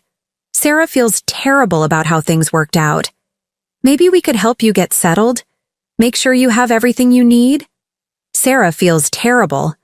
Not, "I feel terrible," or "we made a mistake," but Sarah's emotions were somehow relevant to the conversation. "I'm fine, Marcus," I'd replied, meaning it completely for the first time in years. "I'm exactly where I need to be." "If you need anything," he'd offered weakly, "just call. We want to make sure you're comfortable." Comfortable. As if comfort were the issue rather than respect, dignity, and the fundamental question of how family members treat each other. "I have everything I need," I'd assured him, "but thank you for the offer." What I had was something Marcus couldn't understand and Sarah couldn't control: purpose, community, and the knowledge that came from 40 years of building businesses that served real needs rather than extracting maximum profit from captive markets. Margaret's Kitchen opened 6 months later, on a rainy Tuesday morning that reminded me of the day Marcus had served me eviction papers. But instead of grief and betrayal, this day brought excitement and hope as customers lined up to try the food that had already generated buzz throughout Riverside's tight-knit community. The menu was small but perfectly crafted. 5 entrees that rotated seasonally, 3 sides that could be mixed and matched, 2 soups that changed daily, and desserts that honored both innovation and tradition. Every dish was prepared to order using ingredients sourced from local suppliers who'd committed to sustainable practices and fair wages. But the real magic was in the service model. Customers ordered at the counter, but food was delivered to tables by servers who knew regulars' names and preferences, who asked about family members and remembered important events. The atmosphere was casual but not careless, affordable but not cheap, efficient but not impersonal. The response was immediate and overwhelming. By lunch hour, we had a line out the door.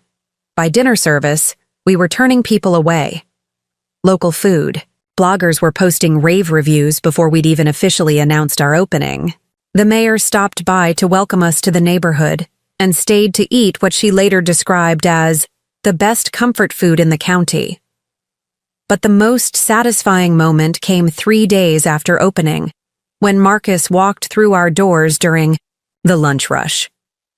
He looked around the bustling restaurant with an expression I couldn't quite read, surprise, perhaps, or recognition of something familiar yet transformed. "Mom?" he said, approaching the counter where I was expediting orders, with the same efficiency I'd brought to catering events 30 years earlier. Did you do this?" "Welcome to Margaret's Kitchen," I replied with the professional warmth I'd perfected over decades of customer service. "What can we prepare for you today?" He stared at me as if seeing a stranger, which in many ways he was. The broke old lady he'd evicted had been replaced by someone he didn't recognize, a successful entrepreneur surrounded by loyal employees, efficient systems, and satisfied customers. "I don't understand," he said. Where did you get the money for this?" "I sold some things that were taking up space," I replied matter-of-factly. "Sometimes you have to let go of the past to build the future." Marcus looked around the restaurant again, noting the professional kitchen visible through service windows, the sophisticated point-of-sale system, the carefully coordinated service flow that indicated serious business planning rather than amateur enthusiasm. "This looks expensive to set up." "Quality requires investment," I agreed. "But when you understand your market and deliver genuine value, customers are willing to pay for excellence." A line was forming behind Marcus, so I gestured toward the dining area. "Why don't you find a seat? Patricia will take your order and I'll make sure you get something special." Patricia approached Marcus with the professional courtesy she showed all customers, but I saw the slight smile that indicated she recognized him from my descriptions. "Good afternoon. First time joining us?" I'm Margaret's son," Marcus said, as if that gave him some special status. "How wonderful," Patricia replied with apparent warmth. "Your mother talks about you often. She's so proud of everything you've accomplished." I had talked about Marcus often, about the son I'd raised, the values I'd tried to instill, the man he'd been before Sarah's influence had corrupted his character. But I'd also talked about the lessons people learn when they take love for granted, when they mistake kindness for weakness, when they assume that family bonds can be severed without consequences. Marcus ordered the day's special, herb-crusted, salmon with roasted vegetables and wild rice, a dish that demonstrated both technical skill and comfort food sensibilities. While he waited, I watched him observe the restaurant's operations with the analytical eye of someone trying to understand what he was seeing.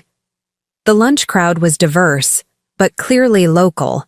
Construction workers sitting next to retired teachers, young families sharing tables with elderly couples, teenagers from the nearby high school talking with middle-aged professionals. Everyone seemed comfortable, satisfied, genuinely pleased to be there.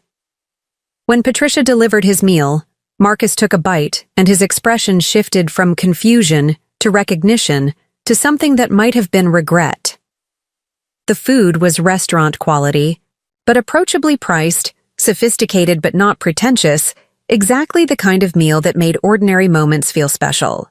"This is incredible," he told Patricia. "I mean, really exceptional."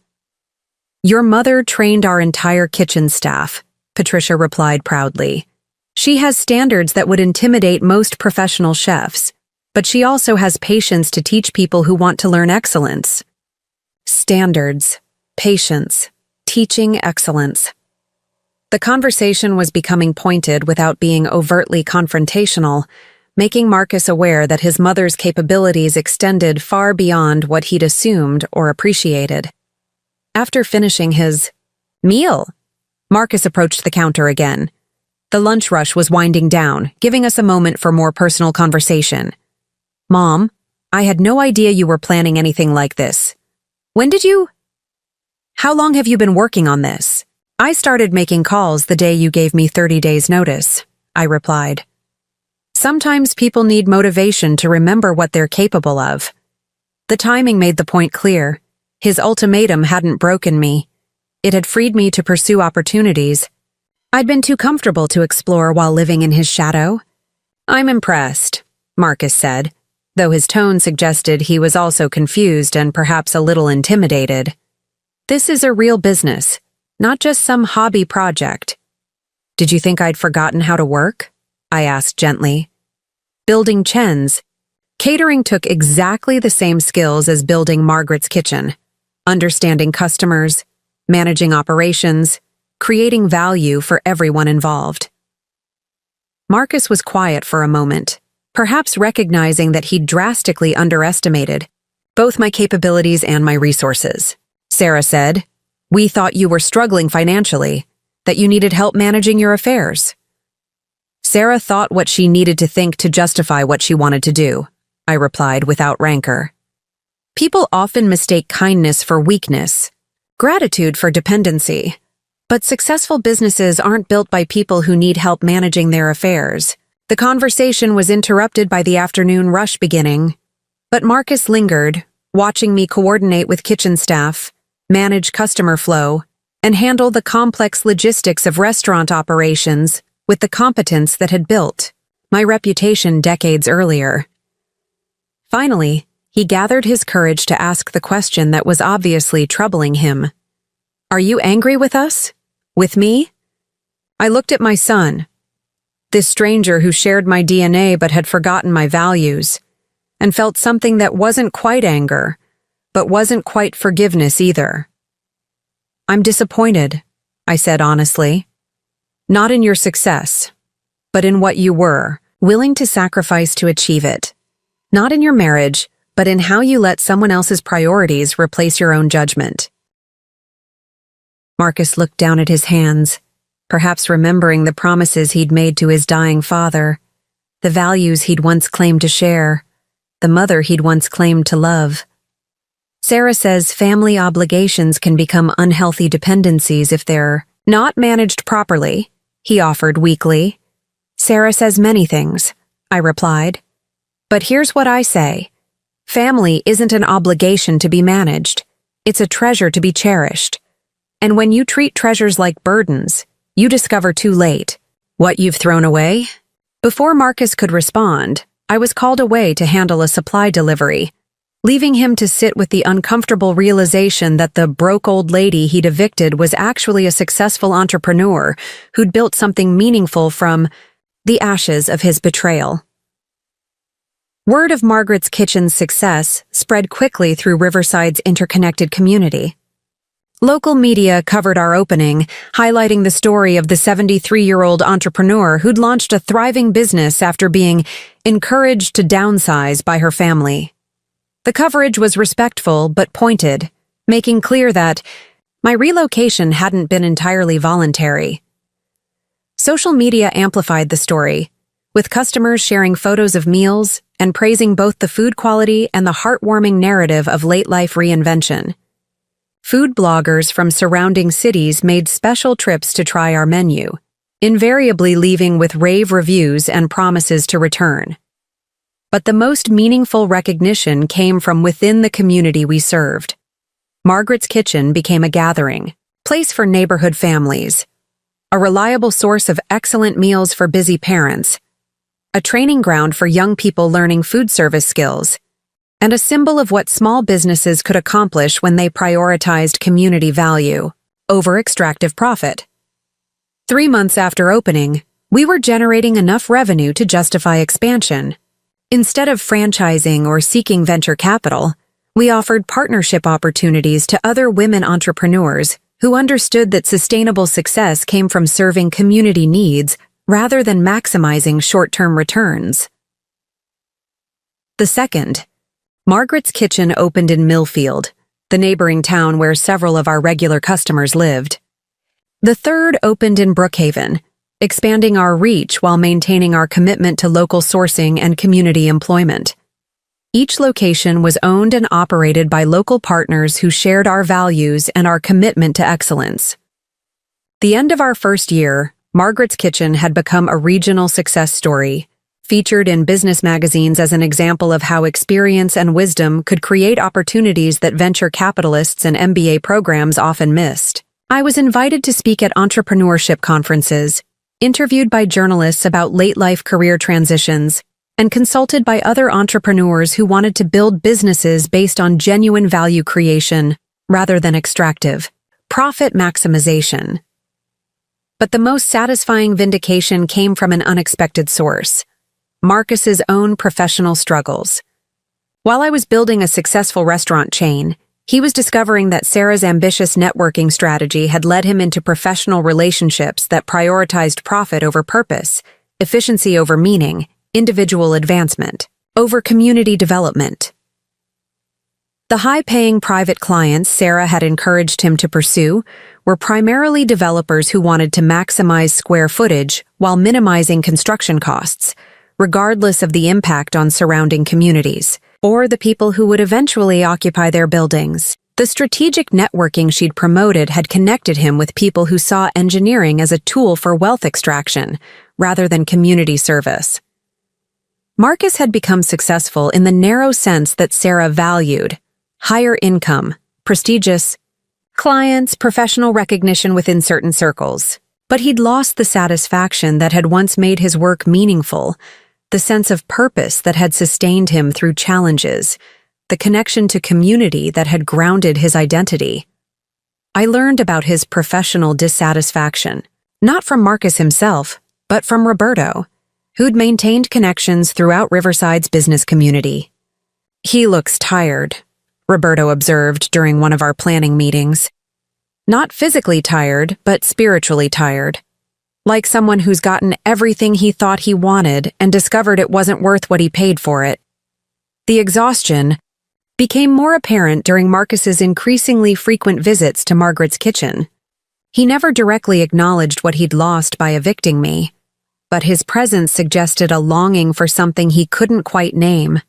Perhaps the sense of belonging and purpose that had characterized our family before Sarah's influence had redirected his priorities. "Business seems to be going well," he'd observe, watching the steady flow of satisfied customers and efficient service that characterized our daily operations. "Business goes well when you understand your customers and care about their experience," I'd reply neutrally, neither dismissing his presence nor welcoming him back into intimacy he'd forfeited through his choices.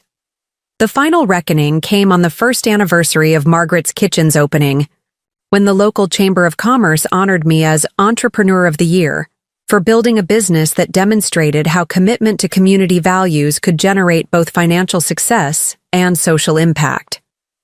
The award ceremony was held at the YAR-A Riverside Convention Center, the same venue where Marcus and Sarah had held their engagement party 5 years earlier. But where that event had celebrated their abandonment of family values in pursuit of social advancement, this gathering honored the creation of something that served community needs while respecting the dignity of employees, suppliers, and customers. Marcus and Sarah attended the ceremony, sitting in the back of the room like reluctant witnesses to a transformation they'd never anticipated. I saw them whisper together during my acceptance speech, Sarah's expression suggesting she was trying to minimize the significance of what they were witnessing. But the significance was unmistakable to everyone else in the room. In less than 1 year, the broke old lady they'd evicted had built a business that employed 37 people, sourced ingredients from local suppliers, served hundreds of families weekly, and generated enough profit to fund expansion into neighboring communities. The applause when I finished speaking was sustained and genuine, reflecting not just appreciation for business success, but recognition of the values that had guided that success. I'd proven that enterprises built on genuine care for others could compete successfully against corporate models designed for maximum profit extraction. During the reception that followed, community leaders, customers, and employees shared stories about Margaret's Kitchen's impact on their lives. Parents talked about reliable access to high-quality family meals. Employees described opportunities for professional development and genuine profit sharing. Suppliers explained how our commitment to local sourcing had strengthened the entire regional food economy, but the most meaningful moment came when Marcus approached me as the evening was ending. "Mom," he said quietly, "I owe you an apology. Several apologies, actually." I looked at my son. This man who'd abandoned his values in pursuit of someone else's dreams, who'd traded his birthright for a mess of pottage, who'd learned too late the difference between price and value. "What are you apologizing for, Marcus?" "For underestimating you. For treating you like a burden instead of recognizing you as the incredible woman you've always been. For letting Sarah convince me that family was something to be managed rather than treasured. It was a start, though barely one. Recognition of error wasn't the same as understanding consequences, and apologies weren't the same as amends. "What about Sarah?" I asked. "Does she share your newfound appreciation for family values?" Marcus's face darkened, and I saw pain there that suggested the question had touched something raw. "Sarah thinks this is all temporary. She says you're having a nice moment of success, but that it's not sustainable at your age. She thinks you'll tire of the work and responsibility, that you'll eventually need the kind of security and care that we were trying to provide. Temporary. Not sustainable." Even faced with overwhelming evidence of my capabilities and success, Sarah was still trying to diminish my achievements and maintain her narrative that I was fundamentally incapable of independent living. "And what do you think, Marcus?" He was quiet for a long moment, looking around the convention center where community leaders were still discussing Margaret's Kitchen's impact and praising the vision that had created it. "I think," he said finally, "that I spent so long listening to what Sarah thought I should want that I forgot what I actually valued. I think I traded away the most important things in my life for the sake of impressing people who don't actually care about me.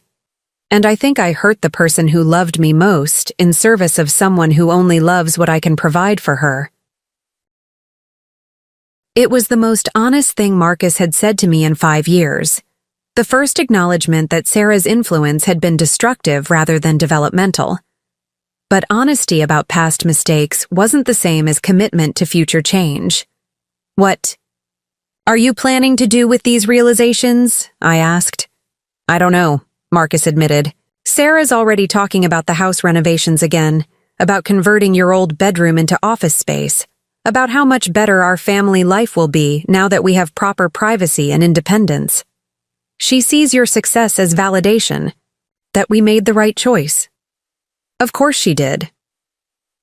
In Sarah's worldview, my success proved that evicting me had been beneficial for everyone. I'd been freed to pursue opportunities that were supposedly better suited to my age and circumstances, while they'd been freed to optimize their living space for maximum family functionality. But the real question wasn't whether Sarah would ever acknowledge the cruelty of what they'd done. It was whether Marcus would continue to allow her interpretation of reality to override his own moral instincts. "Marcus," I said gently, "you're 45 years old.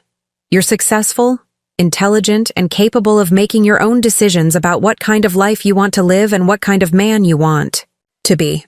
The question isn't what Sarah thinks about my success or your choices. The question is what you think about the promises you made to your father and the values you once claimed to share.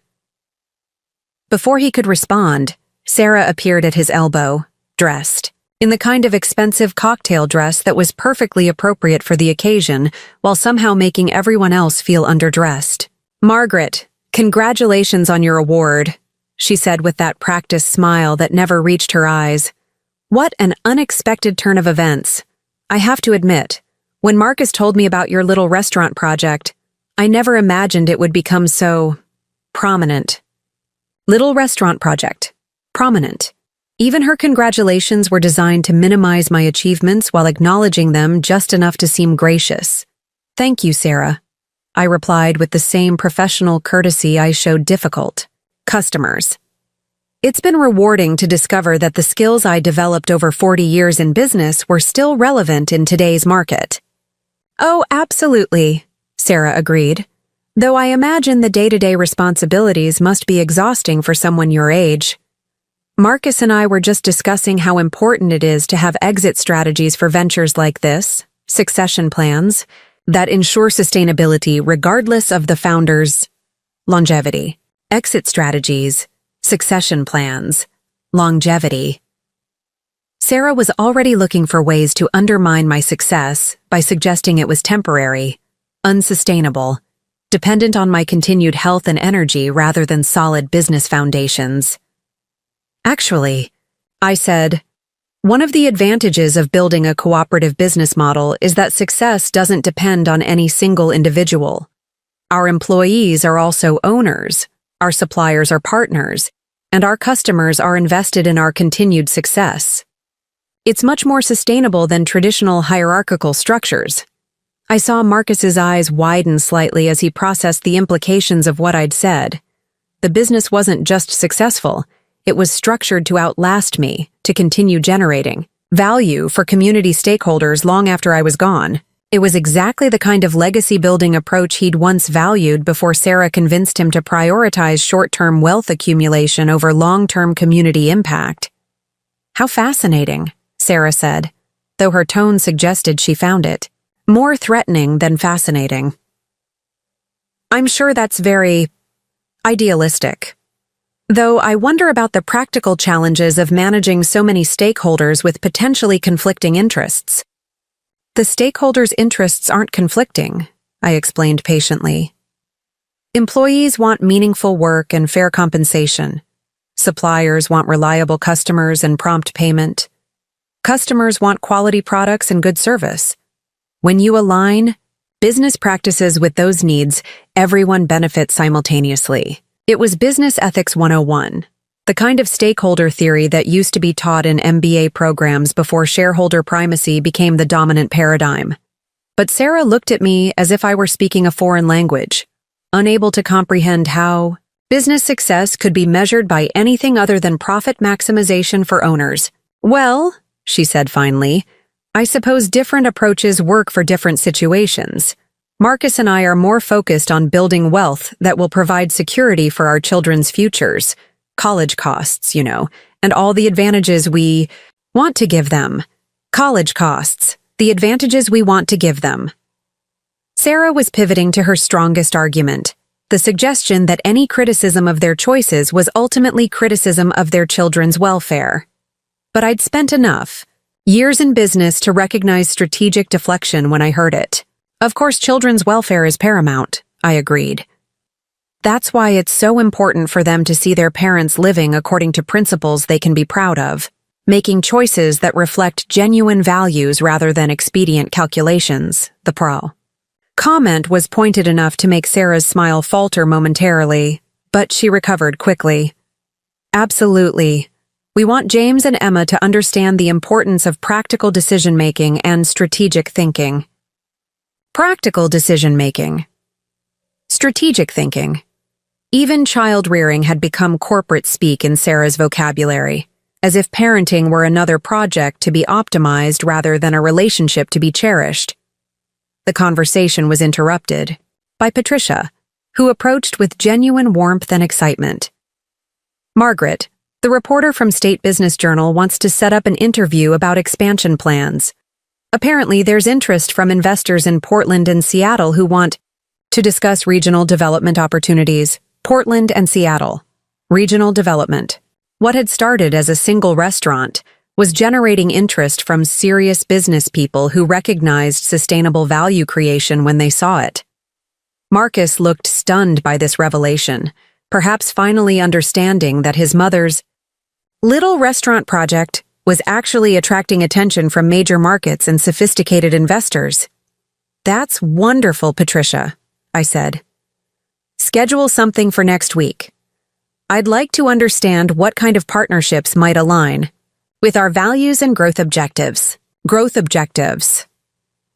I was using Sarah's language deliberately, making it clear that my business success wasn't accidental or temporary, but the result of careful planning and strategic thinking. Sarah's expression had shifted from patronizing tolerance to something approaching concern, perhaps recognizing that my success was becoming too substantial to dismiss as a lucky fluke or temporary aberration. "Well," she said, "it sounds like you're keeping quite busy. I hope you're not overextending yourself.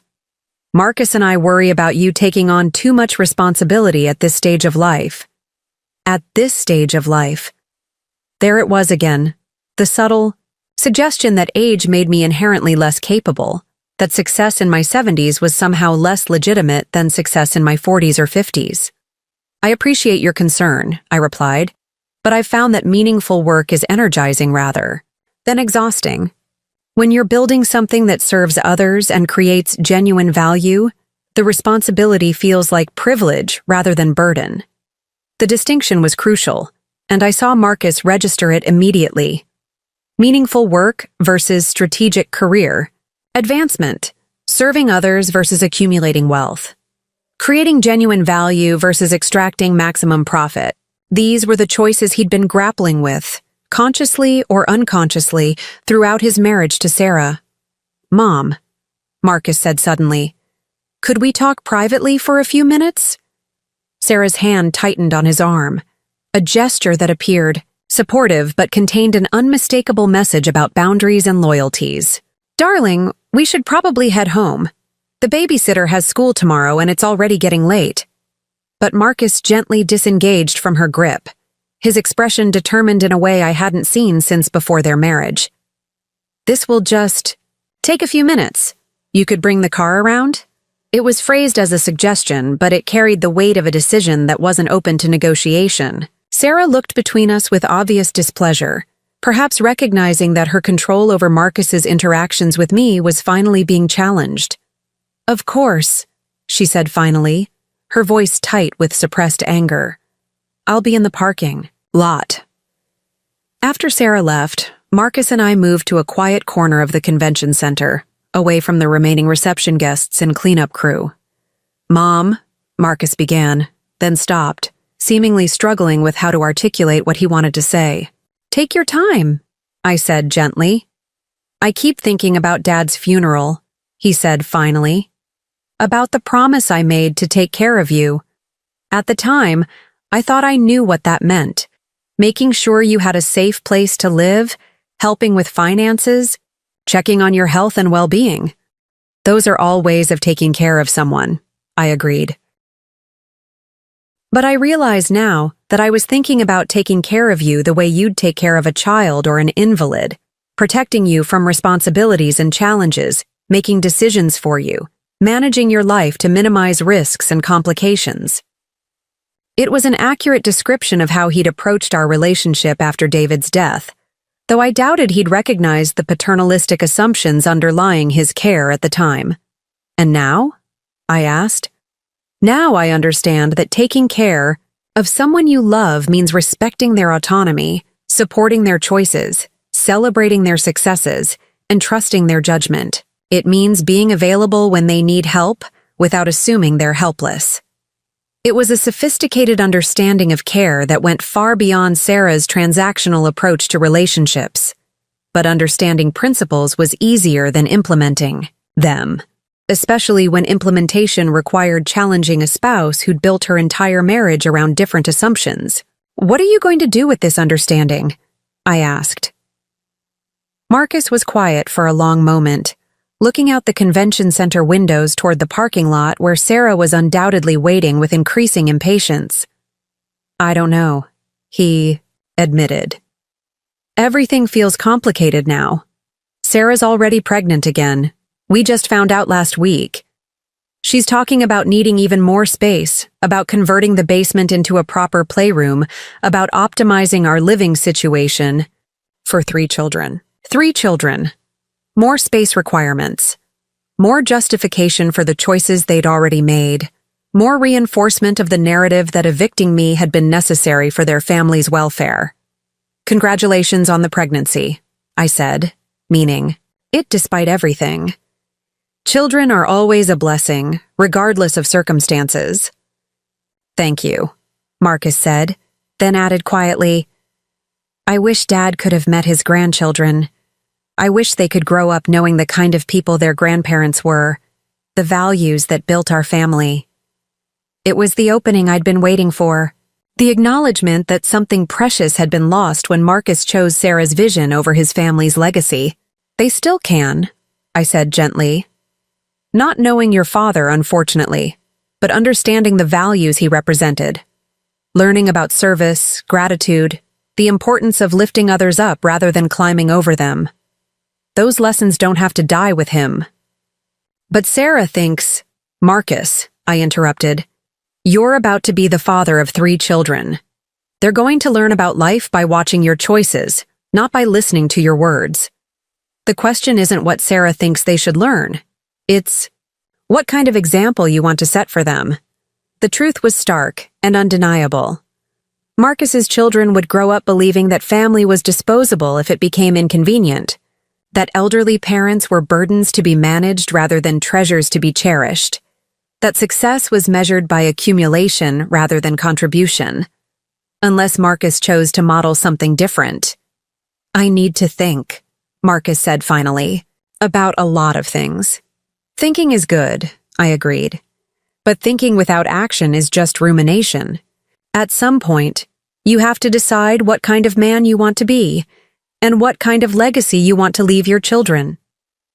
Before Marcus could respond, Sarah appeared at the convention center entrance, her posture radiating impatience and displeasure. Even at a distance, her message was clear.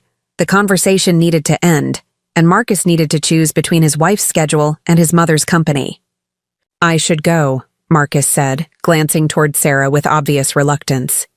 "Yes, you should," I agreed. "But Marcus, the door to Margaret's kitchen is always open, not just for meals, but for conversations about what really matters in life."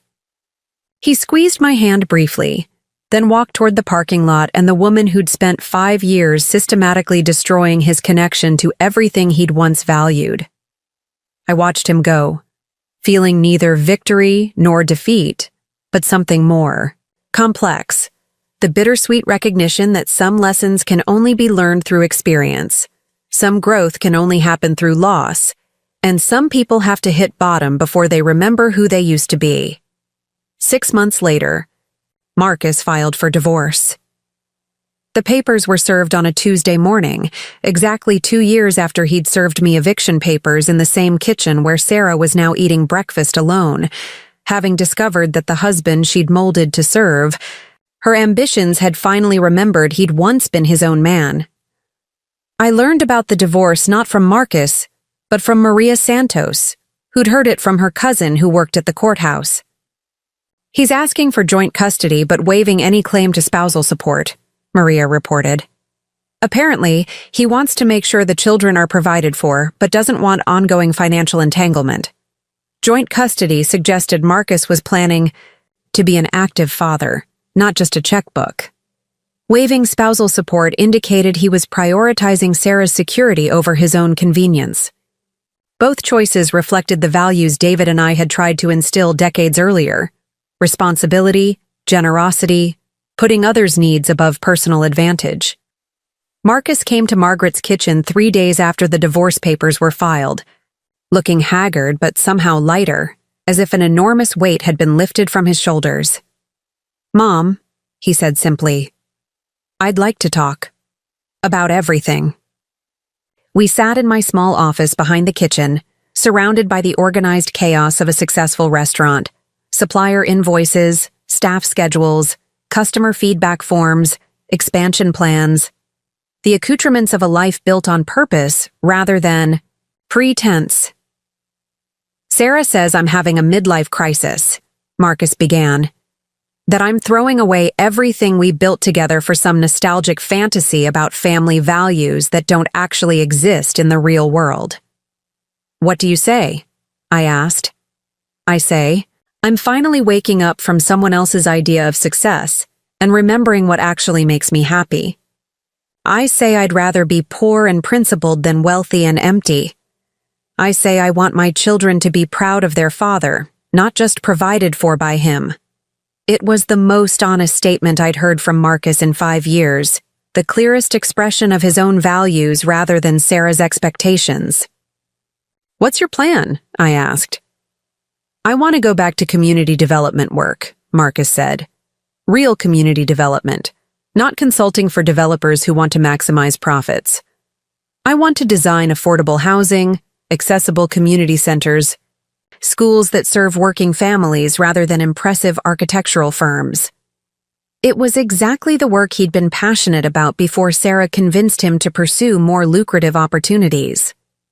But returning to meaningful work would require accepting lower income, less prestigious clients, and the kind of professional satisfaction that couldn't be measured by bank account balances. And the children? I want them to know their grandmother, Marcus said simply. I want them to learn about service and gratitude and the importance of treating family like treasure rather than liability. I want them to understand that success isn't about what you accumulate, it's about what you contribute. Felt tears threaten for the first time in months. Not tears of sadness, but of relief, recognition, hope. The son I'd raised was still there, underneath the years of Sarah's influence, ready to reclaim his authentic self and build a life based on genuine values rather than borrowed ambitions. There's something else, Marcus continued. I'd like to move back home. Not permanently, he added quickly. But while I'm transitioning careers and establishing joint custody arrangements, the house feels empty and wrong without you, and I think the children should grow up understanding what real family looks like. Move back home. To the house where he'd been raised, where David had died, where I'd been evicted for the crime of growing old in the wrong woman's vision of family life.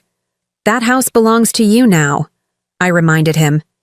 You can live there if you choose. But I won't be returning as your tenant, Marcus. Those days are over. I know, Marcus said. I want to transfer the deed back to you. It was always your house, and I had no right to take it away from you. Even if you don't want to live there anymore, it should be yours to decide what happens to it. Transfer the deed back. Acknowledge his mistake. Accept responsibility for the harm he'd caused. It was more than an apology. It was restitution, the practical expression of genuine remorse. But Margaret's Kitchen had become more than just a business. It had become my identity, my community, my contribution to the world. Moving back to the house where I'd been a dependent mother-in-law would feel like retreat rather than progress. I appreciate the gesture, I said, but I'm happy where I am. Margaret's Kitchen isn't just my work, it's my legacy. This is where I belong now. Marcus nodded, perhaps understanding that some bridges, once burned, couldn't be rebuilt exactly as they'd been before. But relationships, like businesses, could be restructured on new foundations that honored past mistakes while building toward better futures. Then maybe, Marcus suggested, we could establish new traditions. Sunday dinners at Margaret's Kitchen instead of at home. The children could grow up understanding your business, learning about entrepreneurship and community service. They could see their grandmother as the accomplished woman she is, rather than the burden their mother taught them to perceive. New traditions, rebuilt relationships, a family structure based on mutual respect rather than obligation or dependency. It wasn't the same as what we'd lost, but it might be something better. A connection based on choice rather than circumstance. Appreciation rather than assumption. I'd like that, I said. 3 years later, Margaret's Kitchen operates 12 locations across 3 states, employs over 200 people, and has been featured in national publications as a model for sustainable, community-focused business development. I'm 76 years old, busier than I've ever been, and more satisfied with my work than I thought possible at this stage of life. Marcus returned to community development and started his own firm specializing in affordable housing and accessible public spaces. His income is half what it was during his marriage to Sarah, but his satisfaction is immeasurable. His children, James, Emma, and 3-year-old David, named for the grandfather he never met, spend every Sunday at Margaret's Kitchen, learning to cook, understanding business operations, and absorbing lessons about service, community, and the difference between worth and wealth. Sarah remarried within 18 months of the divorce, choosing a pharmaceutical executive whose ambitions align perfectly with her vision of success. She moved to Chicago, visits the children monthly, and maintains the same expensive lifestyle she'd built during her marriage to Marcus. By all external measures, she achieved exactly what she'd always wanted: financial security, social status, and freedom from the burden of caring for aging family members. But I think about her sometimes, wondering if she ever reflects on what she lost in her determination to optimize everything around her. The close family relationships she systematically destroyed, the community connections she convinced Marcus to abandon, the sense of purpose that comes from building something meaningful rather than just something profitable.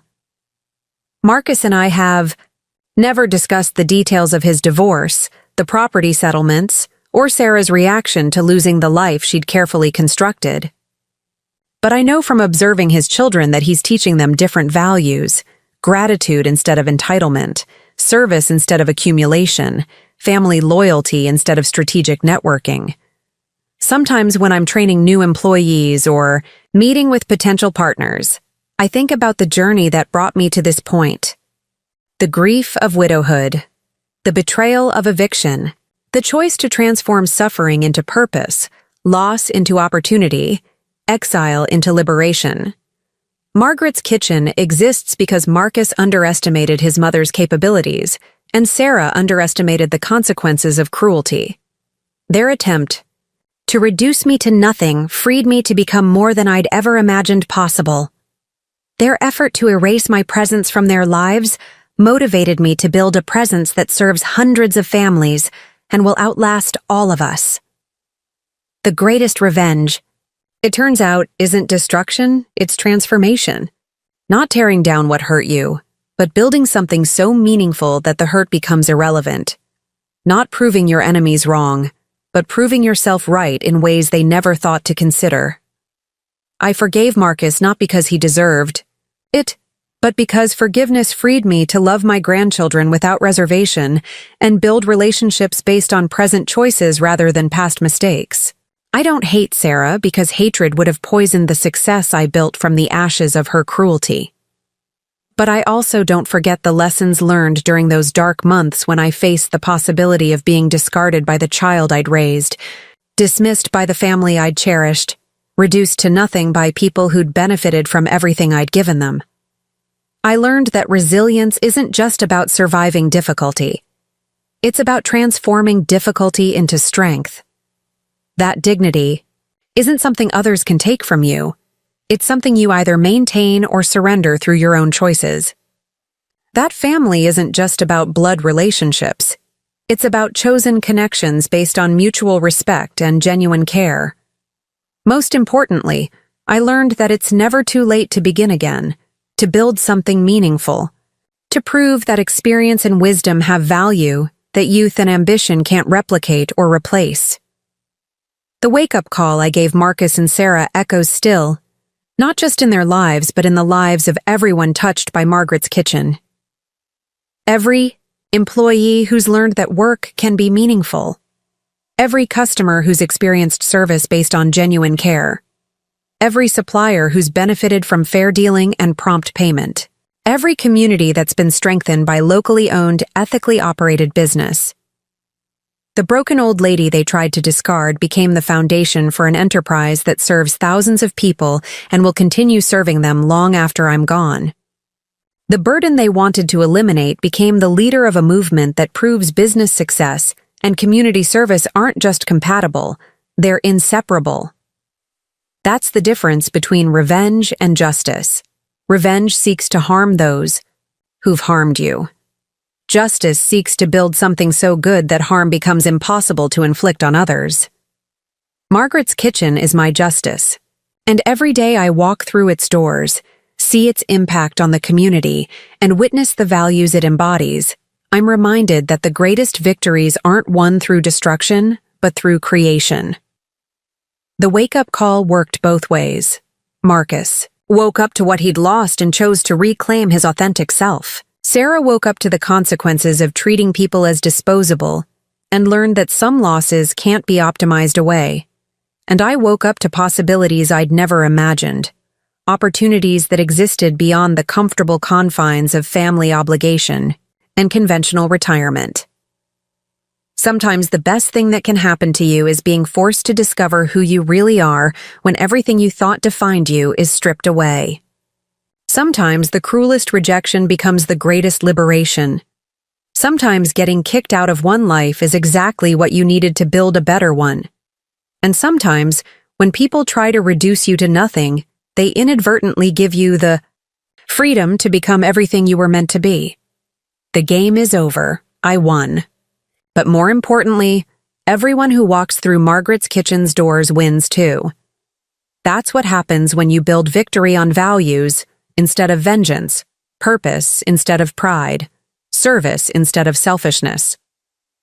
That's the wake-up call that keeps on ringing, transforming ordinary Tuesday mornings into extraordinary opportunities to make the world a little better, one meal at a time. Up next, you've got 2 more standout stories right on your screen. If this one hit the mark, you won't want to pass these up. Just click and check them out. And don't forget to subscribe and turn on the notification bell so you don't miss any upload from us.